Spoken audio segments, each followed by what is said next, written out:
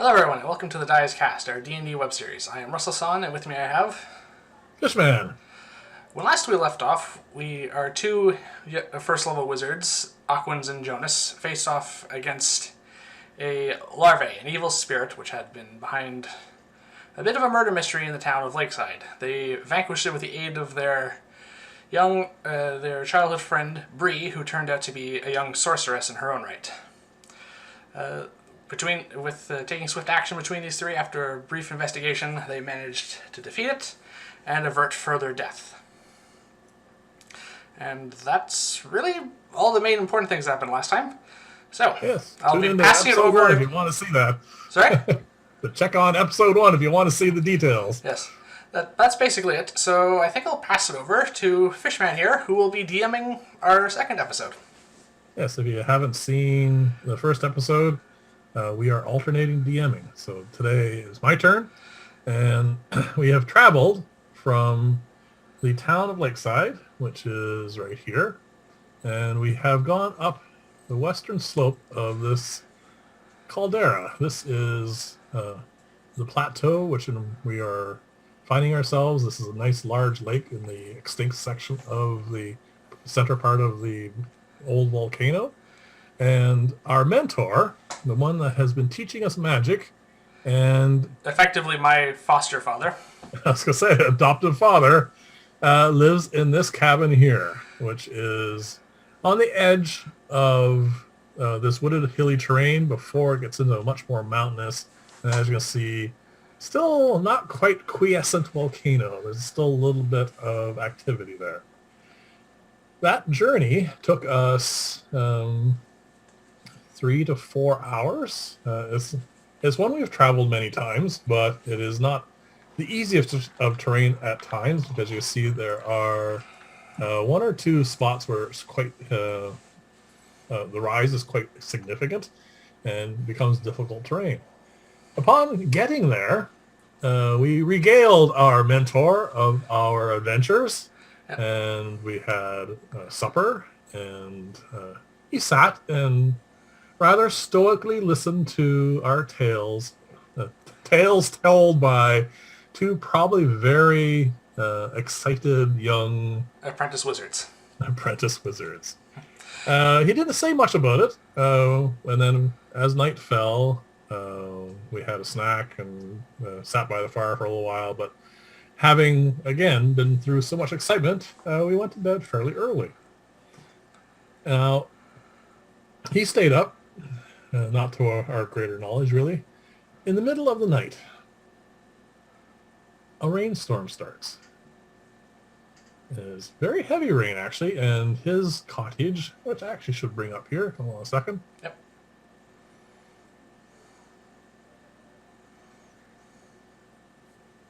His cottage, as you can see, has wooden shingles, and rain makes a really nice sound on wooden shingles.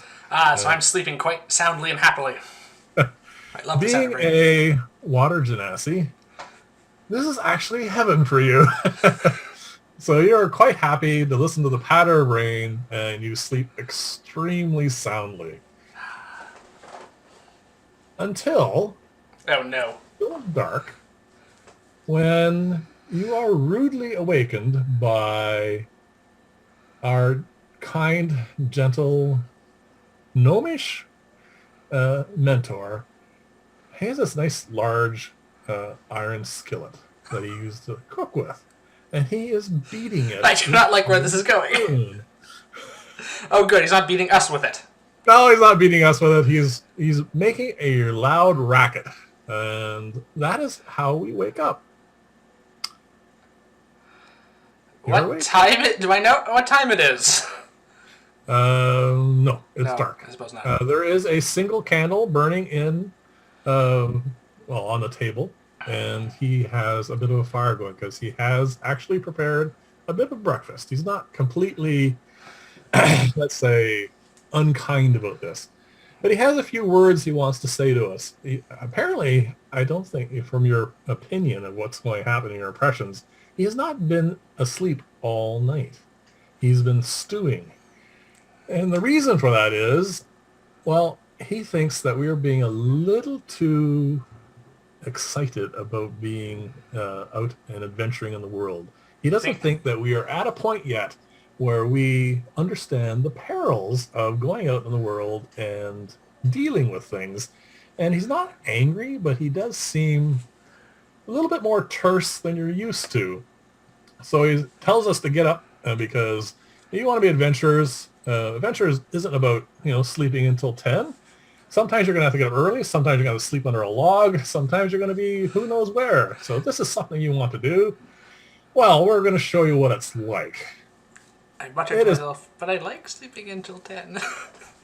It is raining, and he thinks that this is the perfect day to do this until he looks at you and thinks to himself, you can see this look on his face because you've known him most of your, actually, all my life, yeah. All your cognizant life anyway, that you are aware of him, and he's your adopted father. Yeah. You know that he looks at you and said, well, maybe I'm missing the point with him. Yes! No, the rain's the pleasant part. The human, on the other hand, myself, Jonas, Yeah. is probably groaning a little bit more than you because, well, I'm not as comfortable in a pouring cold, wet morning as you are. So, normally, when we are there, because I go back and forth between here and Lakeside, and I gather herbs and mosses and mushrooms and stuff for my mom, and for him as well. When I'm here, and when you're here more often than I am, he is a bit of a jack of all trades. He is a wizard. He's a gnome. He's quite old, but he doesn't just spend his time exploring knowledge of wizardry. He has branched out into a great many things. Because he lives in the middle of nowhere, he makes his own ink and paper, which is something that you're getting into now and you really enjoy. He also dabbles in alchemy, medicine, tinkering with various little gadgets he makes. Many gnomes do. Yep, he does all kinds of things. One of the things he actually likes to do is make rather gourmet meals because, well, he gathers a lot of various ingredients, and he's been experimenting mostly on you while you were growing up with different types of recipes. That is not today. Oh, that's why Aquans is 6'3", which is well above the average height of a water genasi. Yes, you've been well fed. Well, he does look like he has a nice little herb garden here. Yes, these are all sorts of things he's growing here. We'll get into that a little bit later, probably in another session. But today, he has not quite boiled some water. It's hot, and he is stuck in two little metal containers, like little ladles? kind of like travel mugs almost. Oh, They're a little bit bigger. And he's thrown in a couple of pieces of salt meat, like dried salt meat. He's thrown in some dehydrated vegetables that he preserves with. And he has tossed in, because he can't resist, he threw in a little bit of crushed herbs to give a little bit of flavor. And he also, this puck of hardtack. And he literally drops it because it goes bang when it hits the table. It is the worst meal he's ever prepared for you. But he said, this is what it's like when you're on the road. You don't get the gourmet meals. You don't get to sleep in. You don't get to, go out on the bright sunny days. Oh, again, he looks at you when he says that, but it's okay. You know what I mean. So this is literally the breakfast of champions, because this is literally what every adventuring party eats on a daily basis. Exactly. This is rough wear. It is nourishing because you're getting everything you need. But it is the kind of thing you have to soak in hot water just to make it edible. Which he has done, fortunately. Yes. So there you go. This is breakfast. So while you tuck into this, he is going to give you a little bit of a, not a speech really. It's more of a, so you think you're done all the trials and learning that you need to do because you are now fledgling wizards. It has just begun.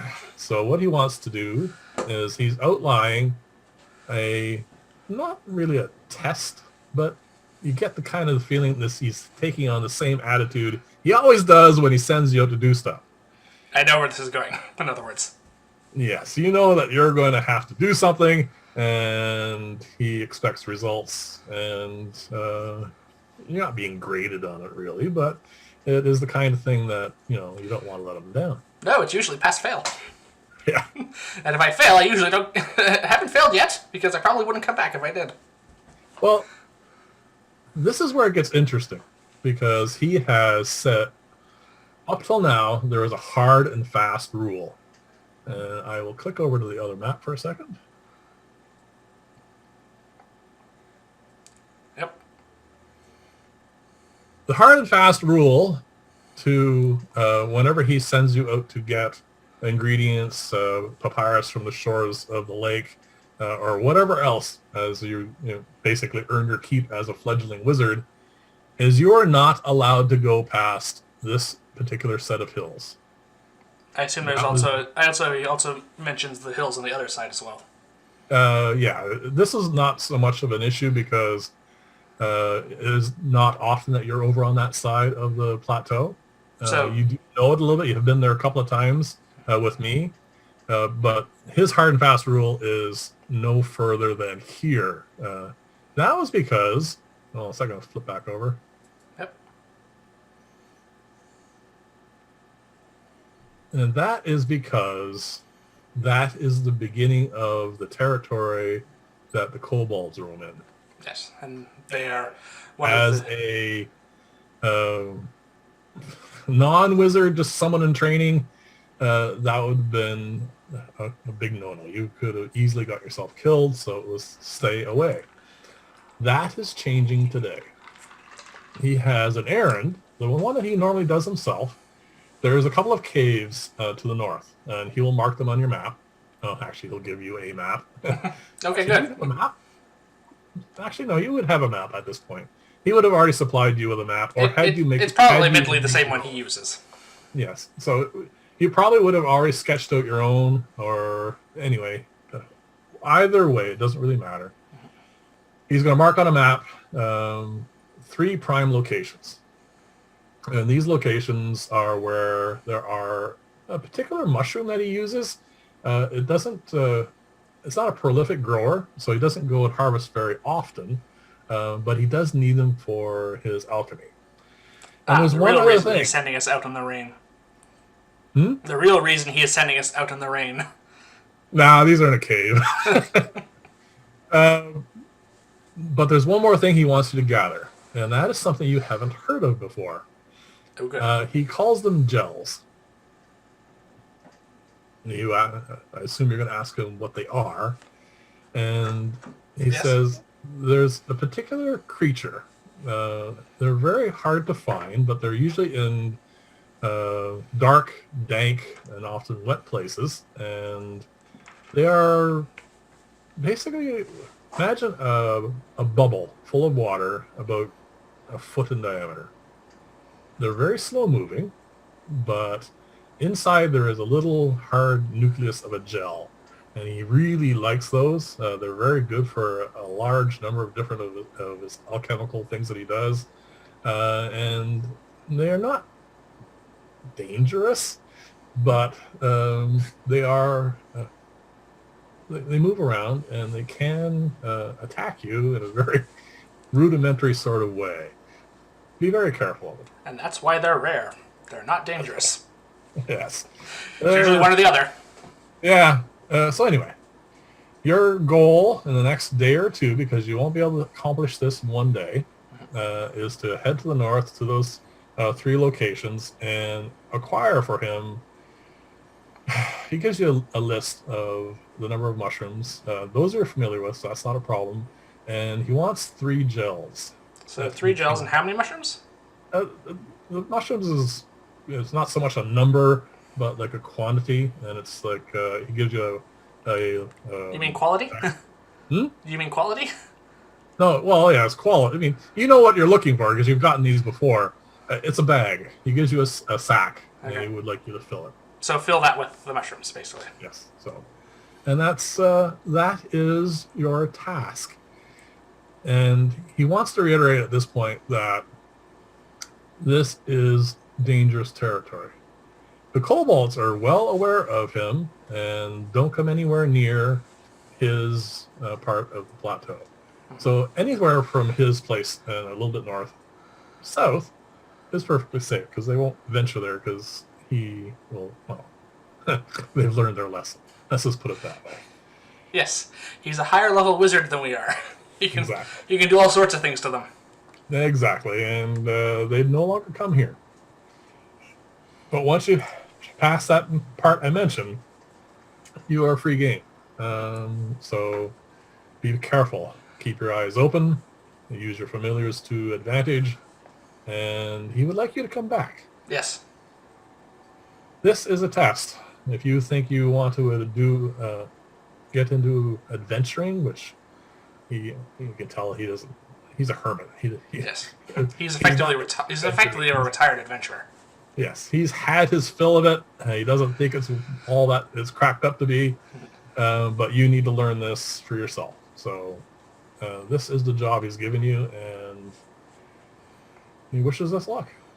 So you finish your adventurer's meal, and I now hand it over to you. Okay. Just one moment. There is one thing we should probably just clarify before going forward, and that is. One second to bring it up here. Our mentor's name. We actually forgot to mention that. Oh, Wrenn! Sorry. Yes. So My he bad. is Wrenn Beren. Just to clarify. And he's a gnome. He's Yep. A forest gnome specifically. and quite old. Yes, he's well into his 2nd century. And this, if you look at the map, is his familiar. It is a raven. All right then. So, you're up. Yes. It is still raining. So we've exited his house then, or are we? It's up to you. Okay. Is there anything else you need to do? I just want to. I don't know if there's a check I can make to see if I've actually read anything about these gelatinous creatures. You can do a nature check. Nature? They are a nature creature that's native to the plateau. All right, nature. I'll give that a roll. Critical 1. You can't remember a thing about them at all. It was almost a 13, but the last minute it hit on an angle. The last minute it rolled to 1. It's probably something about being woken up when it's still dark out. You're too fuzzy. I never got up before this. I've never gotten up before the sun before. And this, by the way, is your first roll as the active player. Yes, I know. Hopefully that is not a prelude to many more. The good news is I got it out of the way on something that did not matter. Yes. All right. The sun has maybe risen at this point, but it's very overcast, and it is pouring rain. All right.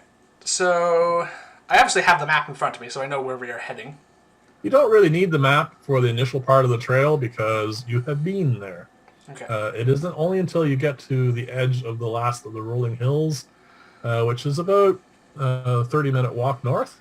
Then you get into, well, the less friendly, more rugged, and possibility of running into, kobolds and other things. Okay. So, what do you want to do? All right. So just to clarify, the 3 spots on the map, 2 of them are for the mushrooms, and 1 is presumably for the gels he needs. No, they're 3 caves. Oh.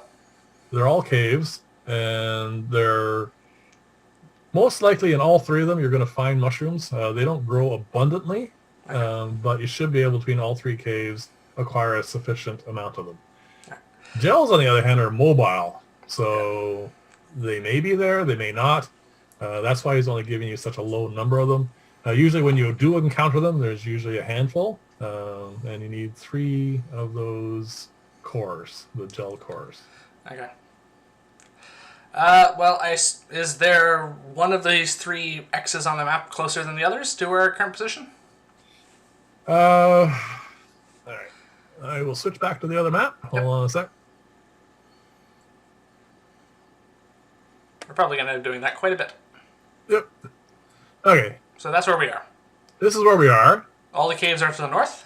This is the barrier. The dividing line, yep. Yeah. And the caves actually start on this side of this first kind of, like, not really a peak like this, but it is much more rugged terrain. It's basically And just this a is rock where- jutting out of the ground. Yeah, this is like a much more rugged terrain, but not really a mountain. It is mostly after you pass this valley that you get into the area where there are caves. And where the tree with the skull is. Yeah, the tree with the skull, that's it. Yeah, so basically he's going to mark on, there's one cave facing towards the south on this side. There's one here, and then there's one after you go around here at this spot here. Okay, well, I think that means there's a definite first stop. All right, so we don't really need Wrenn's place anymore, so I'll just leave it here Yeah. for the moment. So I think we should head out towards that rocky hill Yeah.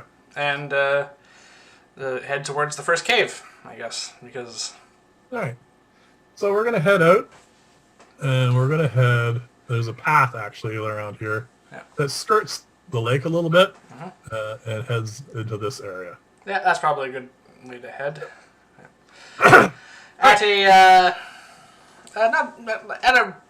At a moderate pace. I don't want to go too quickly because I'm still waking up. It's still early. Yes. It is now light enough that you can see. Good. Because neither of us have dark vision. The sun has risen, but it is extremely overcast. It is pouring rain. You can hear mostly is the sound of rain on leaves and also rain hitting, branches, the dirt itself, grass, moss. Okay. Well, This is a really lovely place, especially when it's raining, because there's lots of ferns and lots of moss and, of course, trees and grass and all that sort of stuff. well, the first thing I do is actually take my hood down, which is... because this is one of the... Because we're pretty far from the village, which I usually have my hood up for going in, just because I know I'm an outsider there. I'd like to not draw attention. But this is a very nice, rainy morning, so I like... So, my attitude towards this is the opposite of yours. Yeah. And most other people. Standing beside you is a guy huddled in his leather jacket with his big broad brimmed hat over it, and he's like, he's just like, okay, come on. I think he's being a little too excessive here. I'm milking this. I wish I should have brought a warm travel mug of that stuff with me. It is a little chilly. You're True, I'm not resistant to cold, but I do have a good constitution. Yes, it is a little chilly, but However, not enough that you're going to have to make any rolls or anything. It's just, even you find it a little bit below your comfort zone. yes, I, on the other hand, would much rather be back there by the fire. yes, but I'm also used to an abundance of moisture and water in my environment, so I'm happy in that regard. All right, so we're heading up this way. Yep. And it is a pleasant walk for you, and not really that miserable for me, because the water has yet to soak through my clothing. So I'm still relatively dry. That's something to look forward to. I know. Let's wait till later on in the day.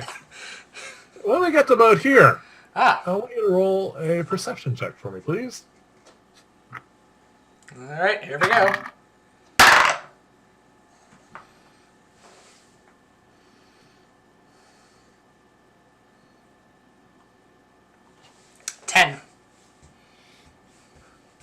Roll a stealth check. Stealth check? Stealth check. Okay. You can do it at advantage because it is pouring out. Stealth is 19. All right. You come upon I'll try rolling that back for now. a very odd sight. Not so much as in what it is, but you notice a wolf. A lone wolf. But it's not acting as you would expect. It hasn't noticed you for starters, which is like truly bizarre for a wolf not to notice a human being, or humanoid, my bad. human. Oh, I knew what you meant. I knew what you meant. You were. We are clumsy in the woods relative to a wolf, but something is not right. It is not behaving as you would expect. First off, it's by itself. You know that there is a pack of wolves on this plateau. They're almost always over in this section here. But this one's by itself. You don't know the pack well enough to know any of the individual wolves, but it is crossing our path. It came down through here and is heading this way as we're standing right about here. And you know how wolves kind of almost like slink when they walk and they have a really nice grace? Yes. Not the case here. Is there something... I just want to...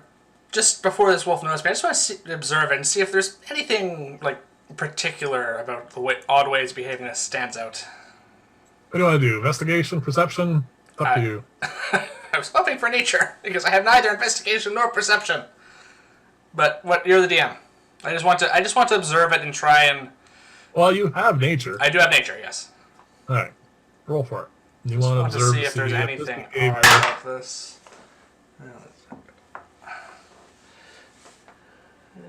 Nature bonuses... 11. It's not very good. I'm off to a bad start. Well, that's better than a 1. But with that roll, you can't discern any more than anything I've already given you. Well, if it hasn't spotted us, I say to you, I think we might want to just pull back a little bit out of this wolf's path and see what happens. The second you speak, oh, the yes. head swings around and points directly at you. Hadn't noticed you yet, but the second you said something, it's staring right at you now. It also rolled really well. It doesn't hesitate for very long. And then it leaps, but not gracefully, and is charging at you. Okay. Let's roll for initiative.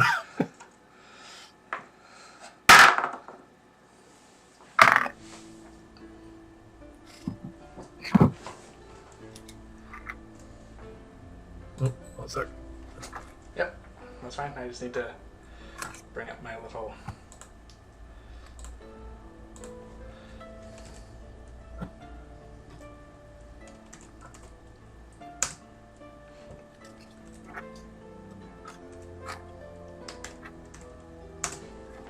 Wow. Okay, I have an 11. You have an 11. What do you have? I have a 13. Okay, so you're going first. Go before me, at least. No, I am not going first. Oh, the wolf rolled very well. The wolf rolled very well. What did the wolf roll? Hmm? What did the wolf roll? Wolf has 19. Oh, dear. Fortunately, it is more than its move rate away from us. It is charging, so it's going to move its full 40. You notice that it is not moving actually as fast as you would expect it to, because wolves can really book it if they really want to. Yes. It is a little bit slower, and also a little... There's something off about its gait. It's just bugging you, but you didn't roll high enough, so we're going to leave that go for the moment, because it is going to dash, because that's all it's going to do is close distance. But because it's used up its full move rate and a dash, it cannot attack this round. Okay, so how close did it get to me? Or It's us? there. Oh, it's in front of us. It is within striking distance. We are now within its melee range. Okay. And You're up it's first. my turn. Well, It's right. It's in. So it's in. So we are. So it's moved up towards both of us. well, we're standing beside each other, right? Yeah, We we are. haven't had a chance to move yet because we're walking side by side. It is now charged up. It technically is going for you because you're the one who It saw me spoke, first. and Okay. It heard you. But we're both in its melee range. But we're both right there, so it really doesn't matter at this point. And No, it's about to for you, I think. yeah, I would like you to roll a second perception check with advantage because I am there with you.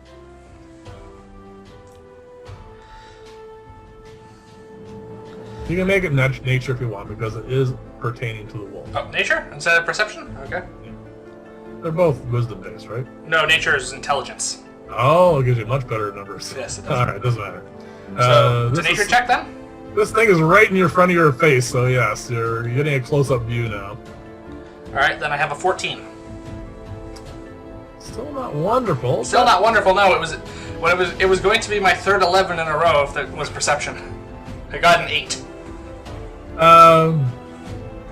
You notice that there are some old wounds on this wolf. They're closed, they're not bleeding, but you see a bit of... It's raining, so a lot of whatever blood might have been on him It has been cleaned off. Been rinsed off. But you notice the gaps where you can see a bit of puckered skin, like scabs. And you also notice this wolf has this really crazed look in his face. It's As not in terrified? as in not of a right mind. Oh. At this point, I am going to try and firebolt the thing. At melee range. Yes, so at disadvantage.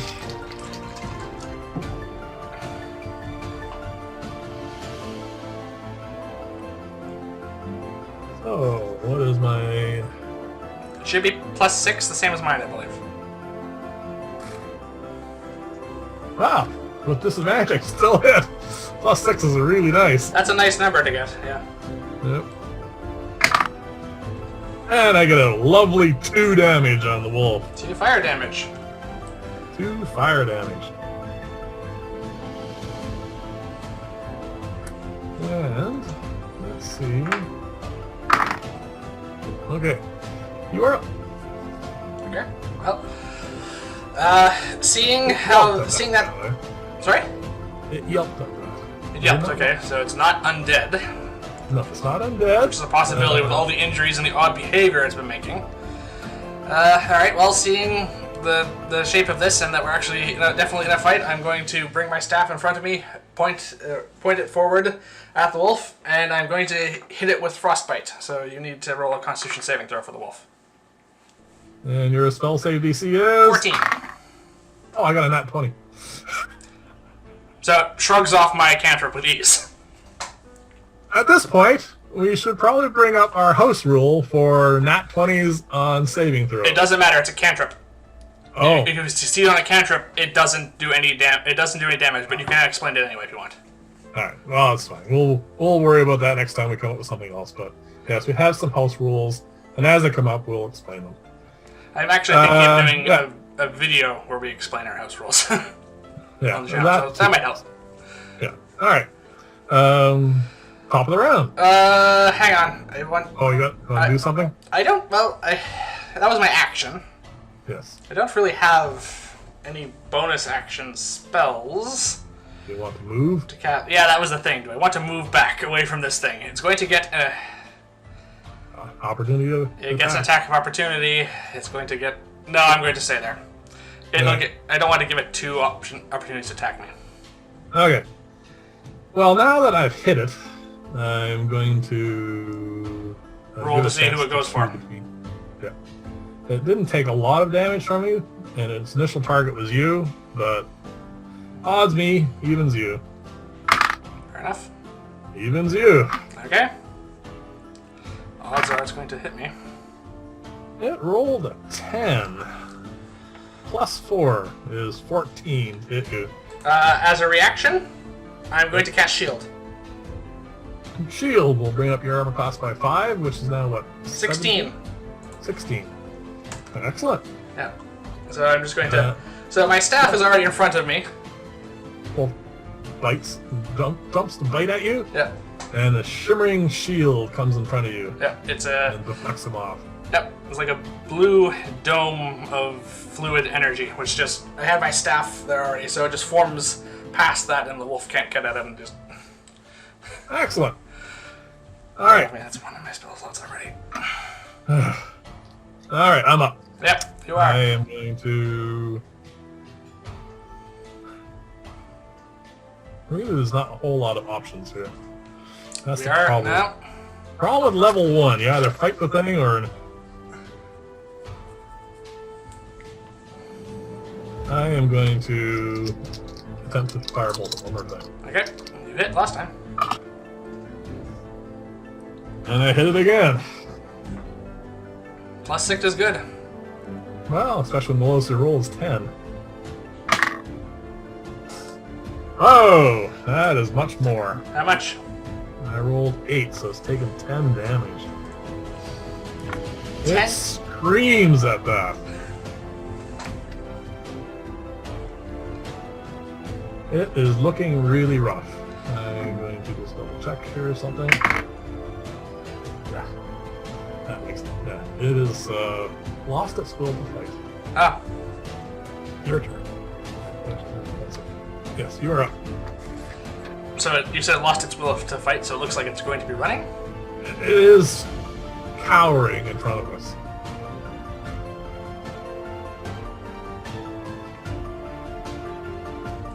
Right. And it is quite badly damaged.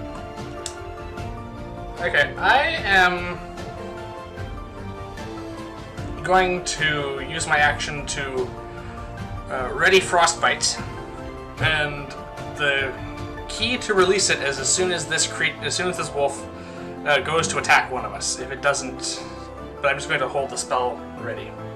Right. I'm not going to actually harm it now unless it decides to actually keep fighting. Okay. And that's my turn. Alright. We go back to the top of the round. So we're at the wolf now. The wolf starts to slink backwards out of our combat range. Okay. So you can take an attack of opportunity if you wish. I'm going to save my reaction to release my cantrip if it comes up. Alright. It is moving away from you, so you're going to lose that option. That's fine. It is Cantrip. turning to leave. It looks like it's going to... Well, at this point, it is going to limp/stagger away. But something else happens. Roll a perception check, just to make sure, because this is the way it should work, but I want to double check. Double check just to give you a chance. 12. Okay. Because of the combat, mostly a figure, but you notice a humanoid almost like melt right out of the surrounding foliage and walks towards the wolf. She is quite tall, not as tall as you. She's elf, is not at all concerned about the rain, has looks like buckskin clothing, really quite attractive, and you know who she is. Leah steps out of the woods. This is the druid who lives on the other side of the plateau. Yes. And Who could very easily... Hmm? I said, who could very easily take us down. yeah, may very easily take us, but is not actually interested in us at the moment.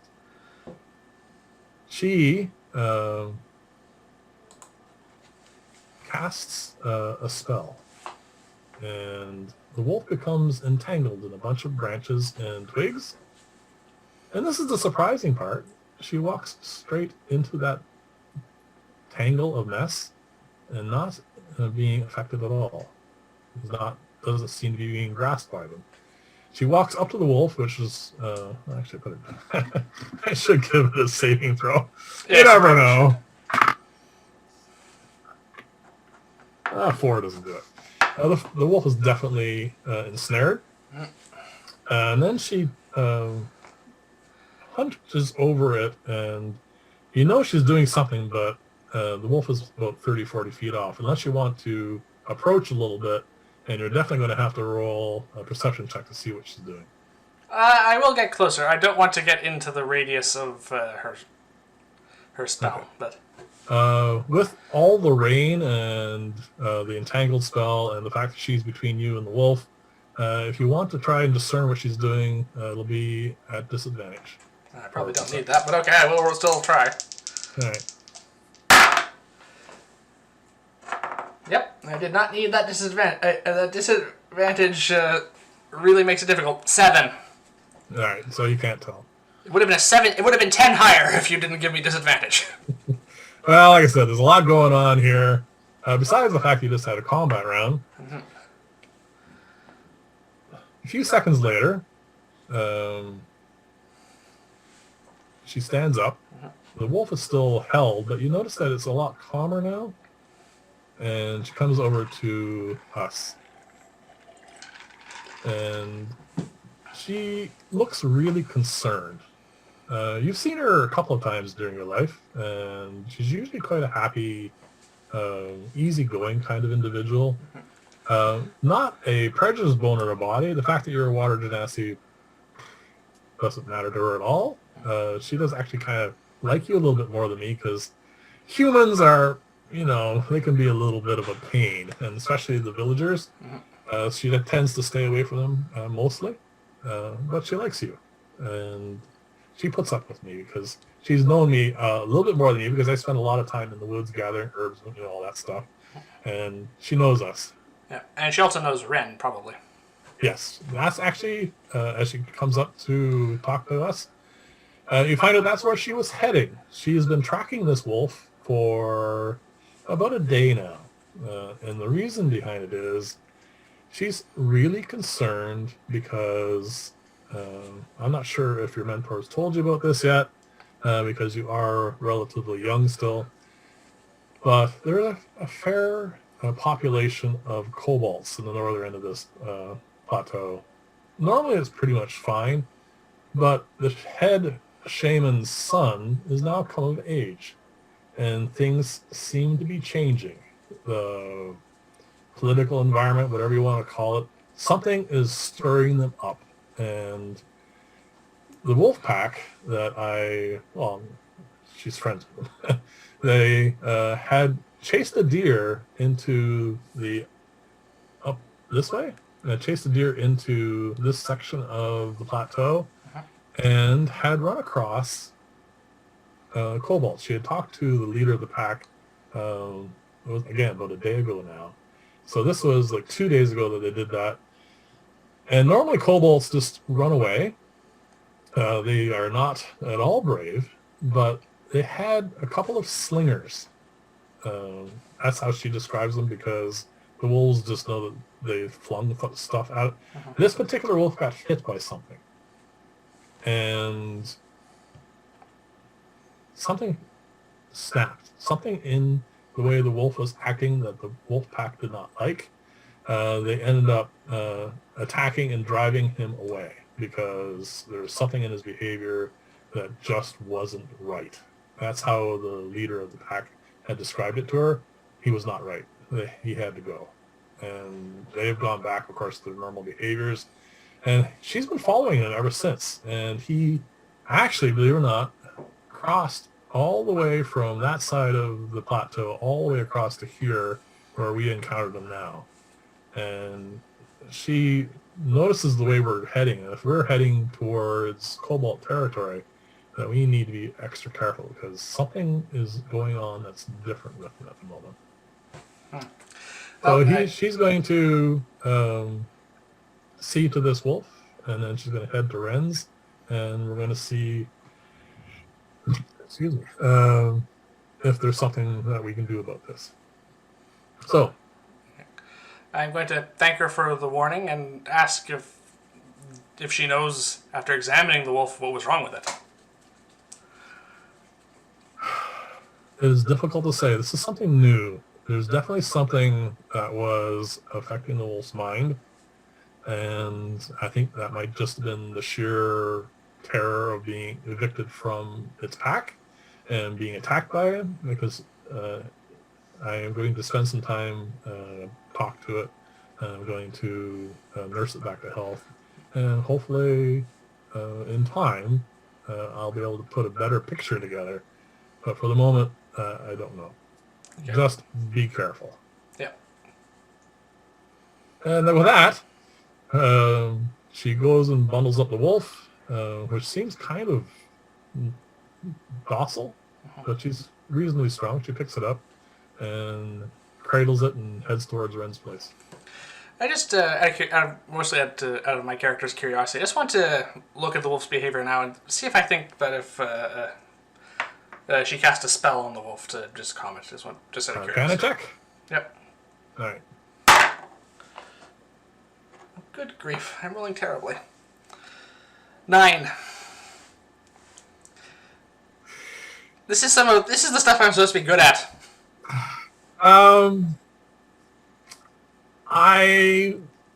magic was involved, Yes, but you're not sure whether it was a potion, a salve, a spell. She admitted literally that she was going to be casting Speak with Animals with her, with him, but you don't know what she did while she was. All you know is the wolf seems a lot more calm, but not a calm in the sense that more of a calm in the sense of kind of like a little drugged maybe. I can do a medicine check if you want. Sure, why not? No, I'll do the medicine check. I'm the one with medicine. Okay, fine. You want to make it? Well, sure. That's a 2, so forget it. After all my bragging. Apparently, I'm not very familiar with druid magic, and you're not very familiar with whatever medicine she gave it. Yep, we don't know. It's a wolf. It seems a lot less agitated. It doesn't look as wounded either, but that's much more simple of a spell or a potion, so you never know. Well, she heads south, we head north. Well, if Wrenn sent us on this test to humble us, he's succeeding. Yes. Good grief. We ran into the original a wolf. And it was something... Well, we won. It was fine. Yes, it was a victory. We could have killed the wolf. I just didn't want to do it if I didn't have to. I think that probably earned us a few brownie points with the young lady. Oh, sorry, old lady. It's all relative with elves. Yeah. She's been around a lot longer than us, but she still looks young. She's probably older than we're going to be at the end of our lifespan. Yeah. So, all right. Off we go. Yes, off we go. I'm going to go at the same... I think we should go at the same pace, really, but I'm definitely going to have my... I'm going to be more cautious and observant, and in order to assist with that, I'm going to snap my fingers and summon my cat familiar, Alice. All right. Probably not going to be happy about the rain. Or the abundance of water. Yes, a cat familiar with rain.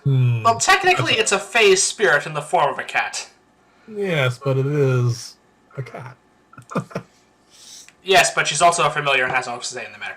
I can't say it. It may hold a grudge, but it can't do anything about it. I just want her around to assist me with keeping an eye out. I will also bring my familiar into this realm. Yeah. An owl, which is probably a bit more suited for this sort of terrain and this sort of weather. So yes, we'll have... You're going to have your cat scout ahead, or just going to stick by your feet? She might go ahead just like a little bit. She'll probably take the lead. All right. Just walking ahead of us. Yeah. I've never asked before. Did you actually name your owl? No. No? I actually haven't. I'll probably have to do something about that. For the moment, it is an owl. That's fine. You can... Okay, so on to the first cave then, I guess. Yeah.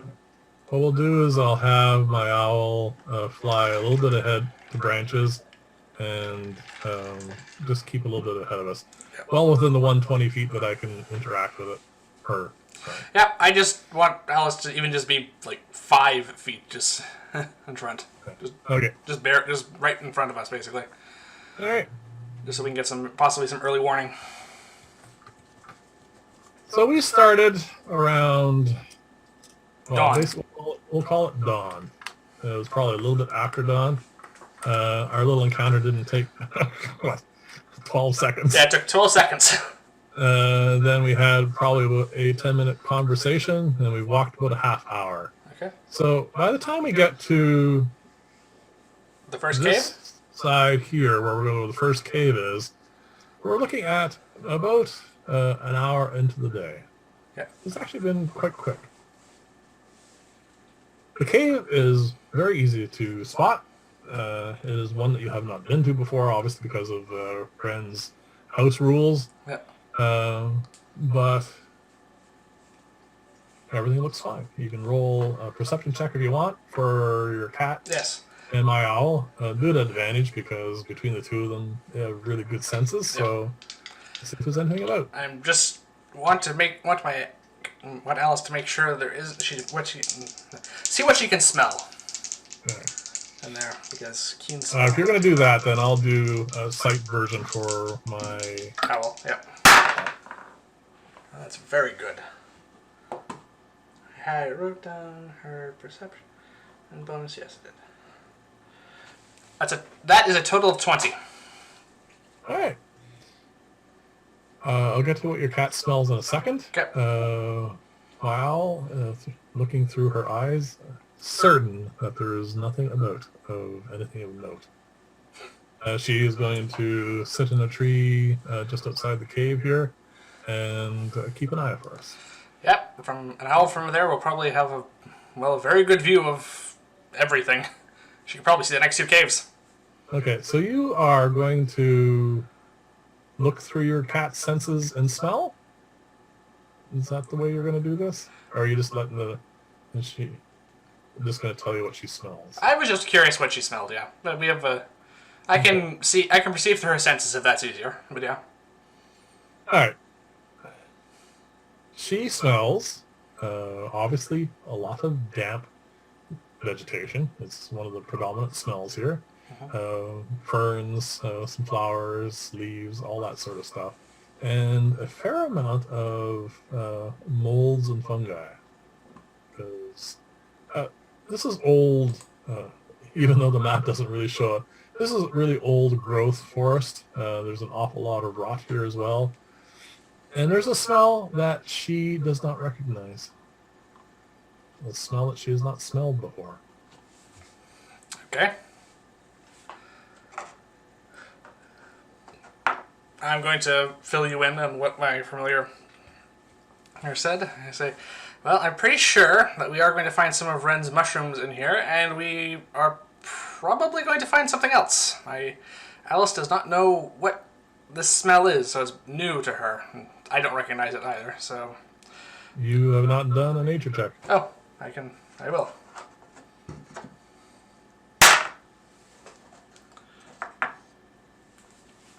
$18. You do not recognize it. And alright. So we might also be running into one of his gelatinous creatures, possibly, if they move around and they're so rare. Possibly. Alright. This cave is not your height. This is definitely a cave that is more of a squished profile. Oh dear. It's quite wide, but you're looking at about 2 feet. This is a kind of cave that you're going to have to crawl to get into if you want to enter it. Okay. Your cat can quite easily crawl through there and without any issues at all, of course. And even I am going to have to crawl. This is not an easy access. You're only 2 inches shorter than me. Oh, I know. This is crawling. I don't think we're going to quite have to... Well, we're probably going to be able to keep our bellies out of the dirt. Let's just put it that way. But that's about it. Okay, just want to... I have a plan. Just need to check something. You have a plan.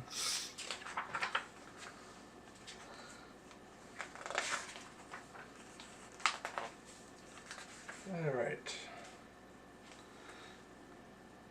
Touch, okay. I look around for any stone, a small stone, basically. Easily found. Okay, I'm going to pick it up, and I am going to cast the light cantrip on it. Alright. So I now have I know You have a glowing rock. a rock that sheds bright light in a 20-foot radius and dim light in an additional 20-foot radius. Yep. Alright. I'm going to make it blue-green color because the cantrip says I can make it whatever color I want. It's blue with a hint of green. A blue-green glowing rock. And the light looks like it's passing through water because... Alright. Because that's just... Alright. So, my plan is I have seen you cast a cantrip that lets you conjure a phantasmal hand that can carry things. Okay. So, my plan is for you to conjure that hand, have it take this rock into that cave so we can get a good look before going in there. Alright. I cast Mage Hand. Yeah. I pick up the rock, and I have it move forward. Okay. I think my range is 30 feet. I believe so. So let's hope this cave isn't... Well, even if it goes in 30 feet, we'll have to get a good look. Yeah. Alright, so we both have to basically get really low, crouch down. Yeah. I have the Mage Hand go forward. I have to see where it's going. I'm going to have Alice stand on watch, just keeping an eye on everything else to help your owl keep watch while we're doing this. Okay. My hand moves ahead. Actually does have the space to move 30 feet ahead. And then, looking through, you definitely need to roll a perception check. Yes, but it's not a disadvantage because it's not dark in there. No.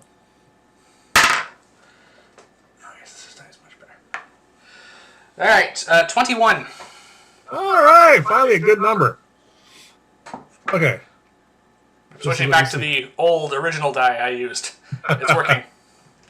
Melt down the other one. Alright. Other two. Oh, really? Okay. The cave, as it is, heads in, and then you notice you can't really see the ceiling of it anymore. You suspect that it is a little bit taller further in. Probably about 15, 20 feet before it gets a little bit more spacious. You do hear the sounds of running water. Not a big surprise in subterranean caverns. You'd notice on the floor there are a number of stalagmites spread out in various randomness from what we see from here. You do also notice some mushrooms growing in here. Not near the front of the cave, but more back where it starts to get more spacious. Okay, so I see the mushrooms. Do I smell that strange smell that Alice described? Well, you're using your nose now, yes. So roll away. Oh, it's not part of my... Oh, you want part of the 21? Sure, you got a 21, that's fine. You have collected this mushroom before. You're pretty certain there's some in there. Yes, okay. But what about the strange smell? Notice the smell of that? Don't pick that up? That will require another check, sorry. That is a separate thing altogether. Okay, I will roll. 5. No. A lot of rain out here. Smells are very intermittent. Believe it or not, smells are actually a lot easier to detect during rain because it is something that's carried very well by moisture. But no, you do not notice it. Okay. So potentially, we now have a good idea of what this cave is like. And... Well, you don't... With that 21, you haven't seen any movement. No. You haven't seen anything that would indicate anything that could either move around or anything other than just some mushrooms that are growing in there. Okay. There is some bat guano on the ground, but that's about it. Good bats. There's always bats in caves. Well, hopefully they're friendly. Hopefully they're not, D&D bats. Alright, so what are you going to do? Alright, well, I think I feel safe going in this cave now. So I have to crawl, you said? Yes. Okay. Well, then I guess I'll start heading in. I want Alice to remain out here and alert me if she sees, hears, or smells anything dangerous. So Alright. she knows what wolves would smell like. She knows what kobolds would probably smell like. Never seen a kobold in our life. No. Neither of you. No, but I at least know what they look like. So Yes. she knows what they look like. Yes. Alright. I just wanted her to keep Roll a watch. dexterity check for me, please. Oh dear. Dexterity? Yep. 12. You managed to keep your robes from getting all mucky. It's not hard to get in here. It is hard to get in here clean. Yeah. But you're fine. It's I not have hard. prestidigitation. Yeah. Alright, fine. You're covered in mud. Use your cantrip. Alright. Alright, so you get in, you're clean, and it does indeed get much higher in here. To the point where you can't stand, but you can actually crouch and have your head vertical instead of, next to the mud. And I am going to follow in behind you. Yep.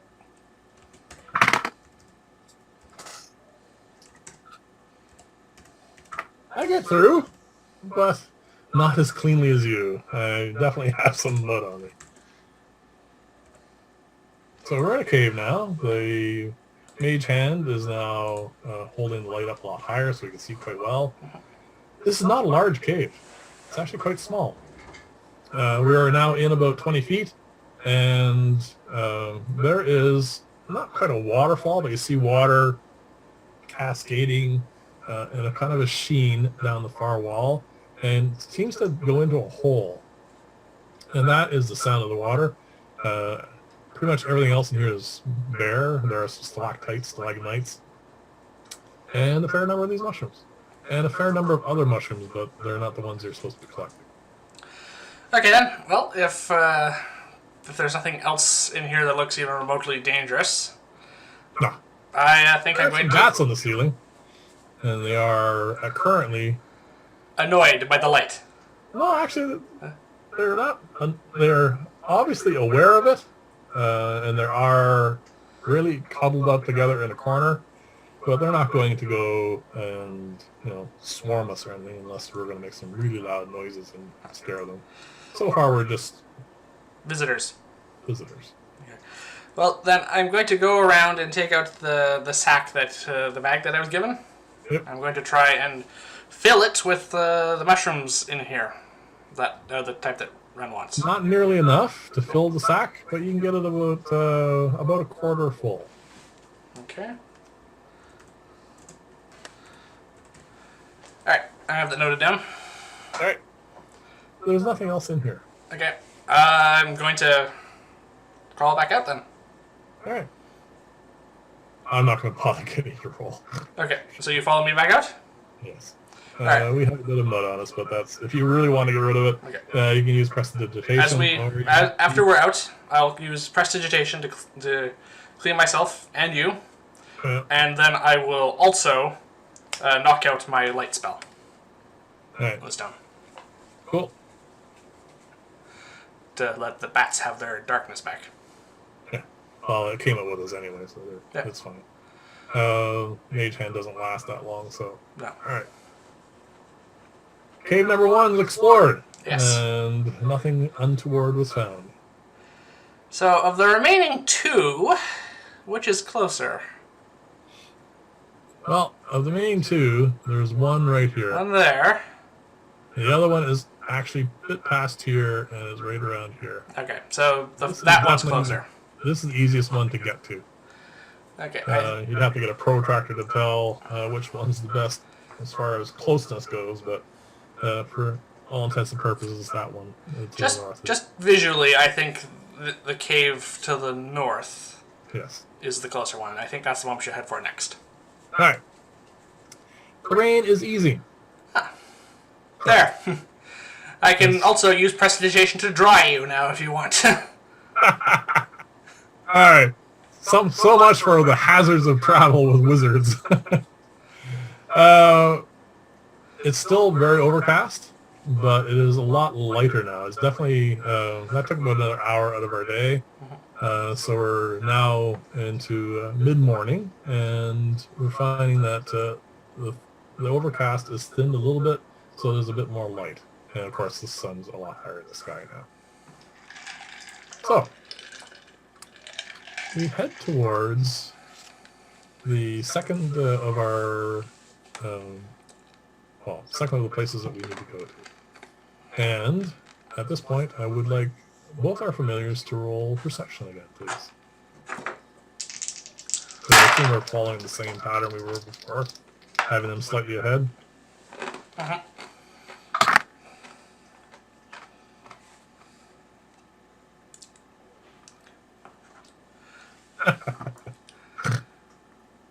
Oh, that's going to be funny.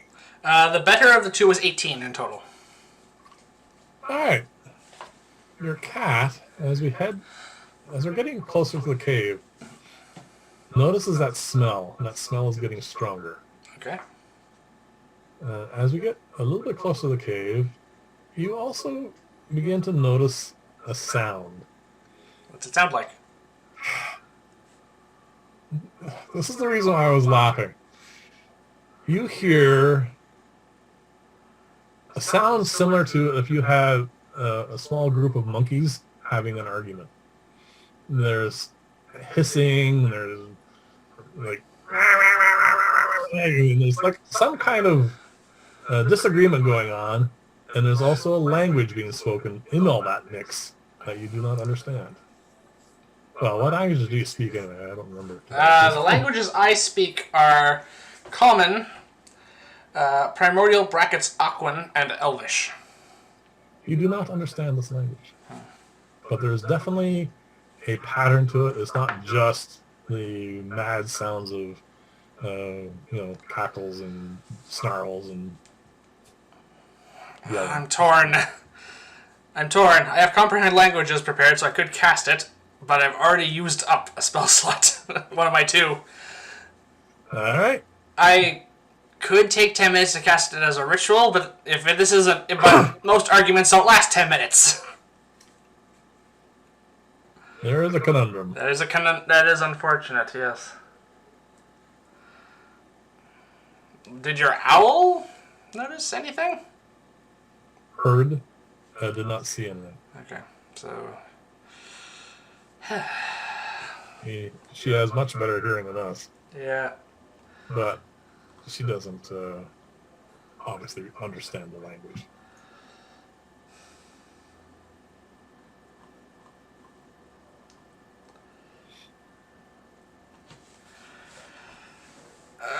The odds of...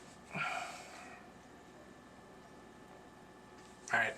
We need to conserve spell slots. I am going to... This is going to take forever. I'll probably have to abort this ritual halfway through. Alright. But I am going to stand off to the side. Yep. Just out of view of that cave, basically. Oh, I should probably give you a little bit of a description of this cave. Yes. It is an easier access. We are not going to be able to stand up straight. It is actually a bit taller and a bit narrower, but at the entrance, it's still only about 4 feet of a gap, and to get into it, we will have to go single file. Yeah, I was going to say, oh good, single file, and I'm likely to hit my head. Yep. Okay. So, I want Alice to sit basically just with a good view of that cave. yep. I am basically going to... I assume there's like a rock or a tree or something that is just I can stand next to just out of the visual range of the mouth of that cave. Yep. Okay. I'm going to... So at least your book won't get wet. Sorry? And the rain has stopped, so your book won't get wet. My book's an enduring spellbook, but that's fine. All right. I'm going to take out my spellbook. I guess I'm going to sit down on the ground with my staff across my lap and with my book in my hands, and I am going to ritual cast comprehend languages. So that's 10 minutes. It takes plus 10 a round. Around? All right, So 10 minutes and 6 seconds if you want to be really finicky on the timing, but so it's realistically 10 minutes. Okay. I want you to roll a stealth check, please, to see if you can do this Quietly. and not be noticed. Well, that's quite good, considering I don't have stealth. 17. All right. You begin the process of ritually casting the spell. Yep. I assume this requires a fair amount of concentration. Yes, I literally have to concentrate on this spell while I'm casting it for over the 10 minutes. So I won't really be able to give you much of a description of what's happening. Oh dear. No, but my familiar was keeping watch just to inform me. Yes. Oh, don't worry. I'm watching too, and so is my owl.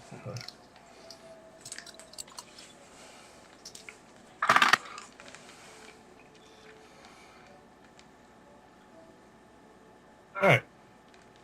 When you finish casting your spell... Oh, I actually get through it. Oh, you get through it. Yeah, all is quiet. Unfortunately, the conversation, argument, / whatever that was happening pretty much ended about 3 minutes into your ritual. I decided not to disturb you because, I mean, how long does the spell last? Comprehend languages? I believe... I comprehend this on the next page. It lasts an hour. Alright, so Oh. I figured... And it is not concentration. Alright, So that's nice. So for the next hour, I understand all languages spoken and written. alright. So I figured it'll last long enough that... We might get some more use out of it. Yes, they may start up again. But for the moment, all is quiet.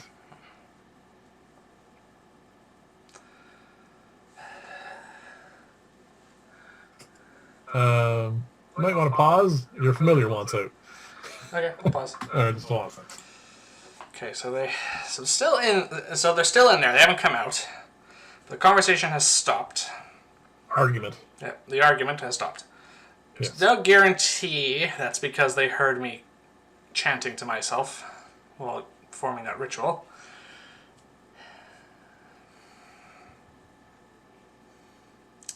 See, the problem is, odds are it's pretty good they're kobolds, because as far as I know, they're the only humanoids on this end of the plateau, and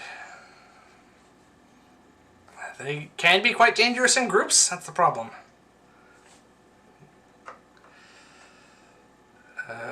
Okay.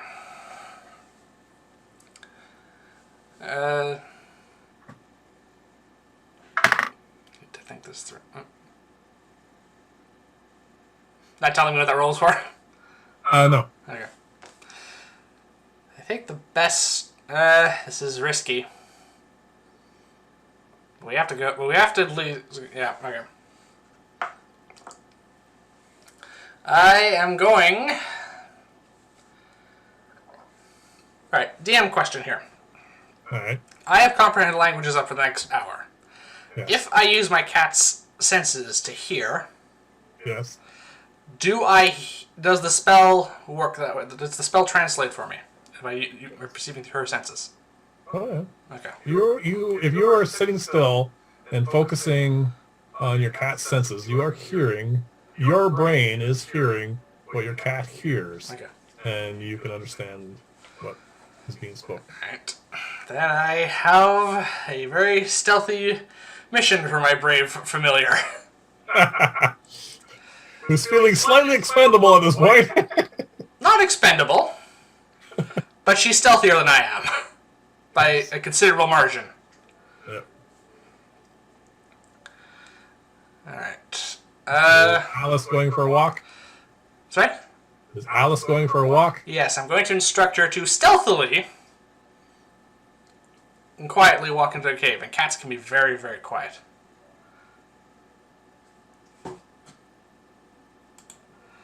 Minor technical problems. So roll for Alice's stealth. Yes. Cats can be very quiet, so this should hopefully not be a problem. It's just a shame it's based on dice rolls. Oh, that's good, though. I I just want to double check what are stealth. Yes, good. 16 in total. Very good. All right. So your cat creeps forward. It's well above most passive perceptions. Yes. Now I want you to roll a perception check, please. All right. So this is not advantage because this is going to be probably sight and sound based. Yes. And just to clarify, I am perceiving through her senses. Yes.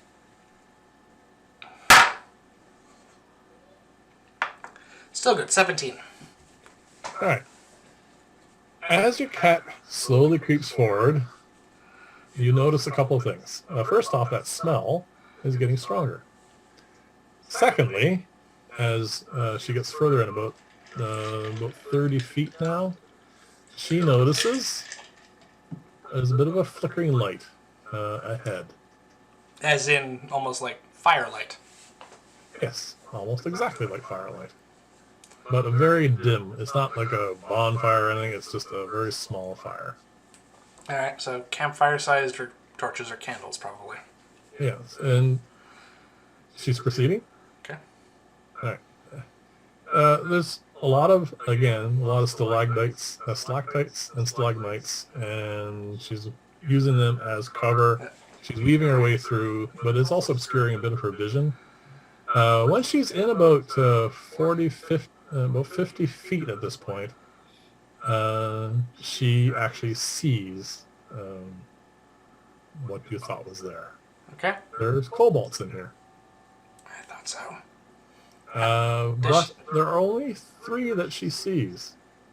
There are 2, and they seem to be tending the fire, and there's one other one. Seems to be a little, not bigger or anything, but seems to be in charge, and it has a pot, a little makeshift fire thing, a grill, and it is feeding this gelatinous substance into it, and is wearing gloves. All right. Well, I think that is the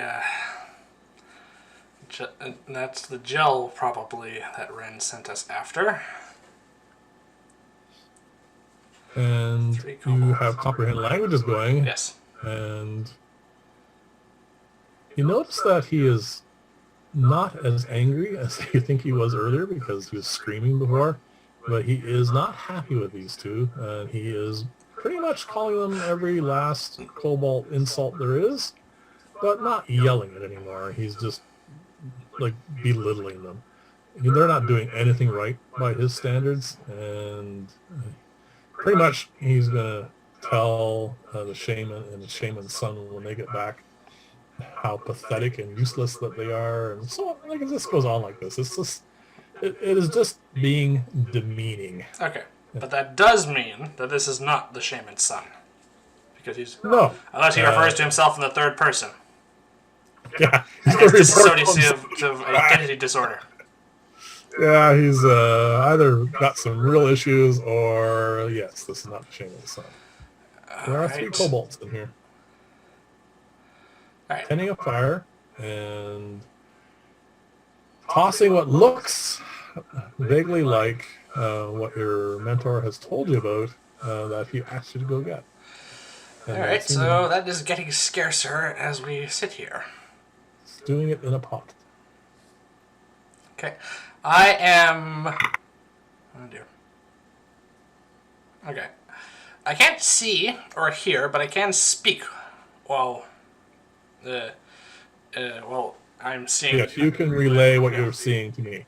Yeah, so I'm going to tell you that there are 3 kobolds in there, one of whom is mixing stuff up in a cauldron, which seems to include that gelatin that we need, that Wrenn sent us after, and he's not happy with them, but I think we might have just discovered what the kobolds have been using to upset the wolves. Yeah, it's a possibility, for sure. Okay. What are we going to do about the kobolds? If the kobolds are trying to develop some sort of poison or something else from this gelatin, it's probably best that we do not let them keep it. Not just if they're testing it on the wolves, it's probably only a matter of time before they plan using it on other people. And I don't live very far from here. True enough. You live on the opposite end of the plateau. Not that much of a benefit if they're trying to find some sort of new method of warfare and are planning on using it to dominate the plateau in time. It's probably something that we should probably get a little bit more intel on at least. Well, Alice is in there and she's hidden for the moment. But if they might find her if they search the area, and we're going to have to go in there single file. Yep. Oh. At least initially. Yeah. A little bit more description. It was narrow initially, and kind of goes in and out. Like, caves are not, brick walls. No. But where they are, it does span out quite a bit. And before you get to them, probably about 15, 20 feet before you reach where they are, it does broaden out. All right. And this is a much larger cave than the last one. Okay, so it's a larger cave, and there were stalagmites, which my cat was able to use as cover, but... So, looking around, do I think that we could... Is there enough stalagmites and other stone and detritus around that we could possibly use it as cover? There's plenty of cover. Okay. There's no direct lines of sight here. This is a cave. This is not like some grand cathedral cave. It is... you have to definitely crouch and crawl. The most likely... issues with being discovered are making noise. And one other problem. There's a fire in there which they're using to cook over the cauldron, but that's the only light source. Yes. It is dim light. It is dim light, which neither of us have dark vision, so we're going to have some difficulties there. Well, you have the first 10, 15 feet is lit because it's outside. The next 10, 15 feet is dim light, and then it would normally go to dark, but because of the campfire, it's going to stay at dim light. Consistently. You will not really be an disadvantage for anything unless you're going to engage in hand-to-hand melee combat. Okay. Which hopefully isn't going to come up, but we are probably going to end up in combat here. Well, it's hard to say, but kobolds are kobolds. They are not friendly. No, they're cowardly. Not brave either, but we'll see how it goes. Yeah, they're cowardly, so we might be able to subdue them without killing them. Ideally, if we want to find out what they're doing. Okay, so... one more thing before we get... So I think we're moving towards us going in that cave.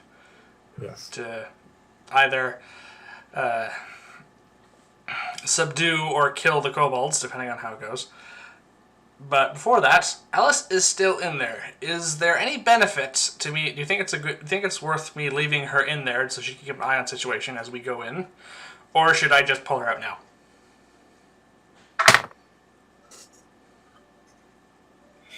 She's there. If you get her to move, there's a chance that she might be noticed. I can just unsummon her. True, but she has eyes in there. And ears. We will be able to... She's not more than 120 feet from you. You can give her instructions. Yes, but you can at the moment, she's well hidden enough that they're not looking for her. So exactly. At the moment, she's hidden.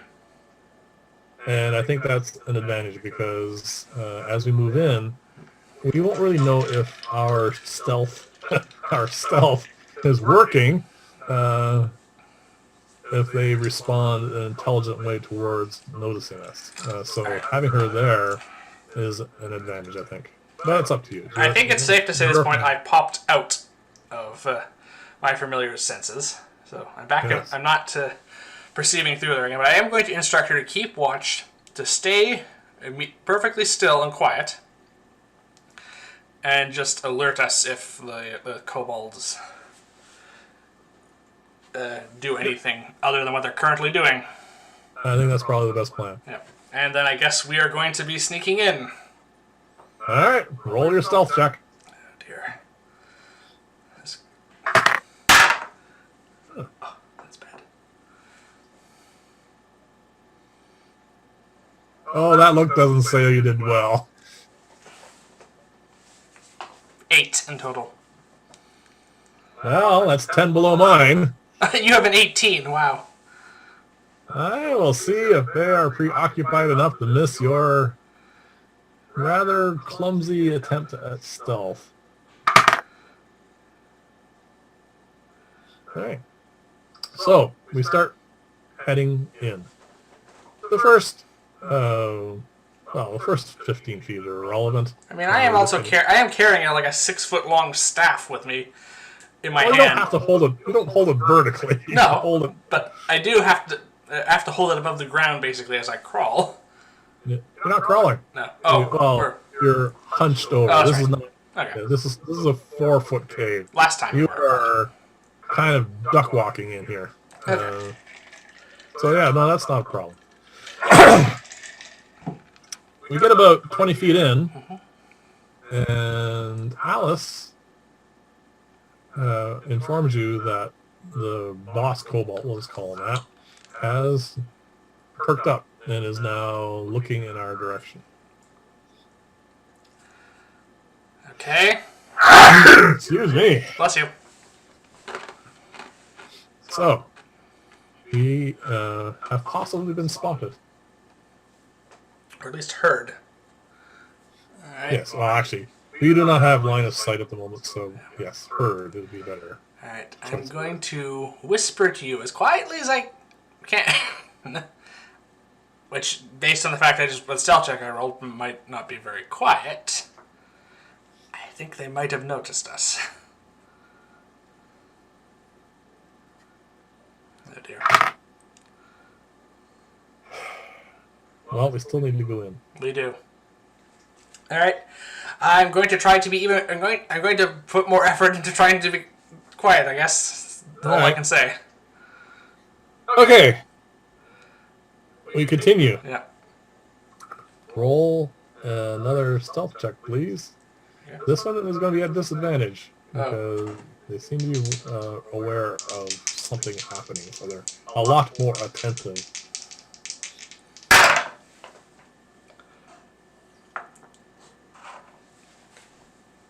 Four. All right. The other one was a 14. Yes. So, no disadvantage, I'd have probably been fine. Oh, there's no way that they didn't hear that. That's below passive perception. You hear, at this point, you don't need your cat at all, some agitated conversation. And I understand what it is because of comprehend languages. Yeah, actually, you don't even need to listen to your cat. You can hear it yourself. Boss Kobold is, again, in his usual haranguing method, ordering his minions. Something is coming into the cave to get ready. Okay. How far into the cave are we at this point? We're about 20 feet in. They are about... It's not a straight line. If it were a straight line, they're about 25 feet from us. But it is kind of a circuitous route because of stalagmites and stuff. You actually can't see them yet. Your cat can and has told you so. Yeah. They haven't moved yet. They're just basically getting ready. Okay. And Boss Kobold is, your cat says, is doing something. She doesn't understand. Okay. I'm going to close my eyes briefly and transfer my consciousness into my familiar to see through her eyes. And to hear through her ears. I just want to observe what's being done at the moment. Nothing else. For how long? Just like a second or two? A round, we'll say. All right, 6 seconds. Okay. You pop into her eyes. The junior kobolds are, looks like they're just readying for combat. They're getting ready in a fighting stance. They have, what do they have? Hold on a sec.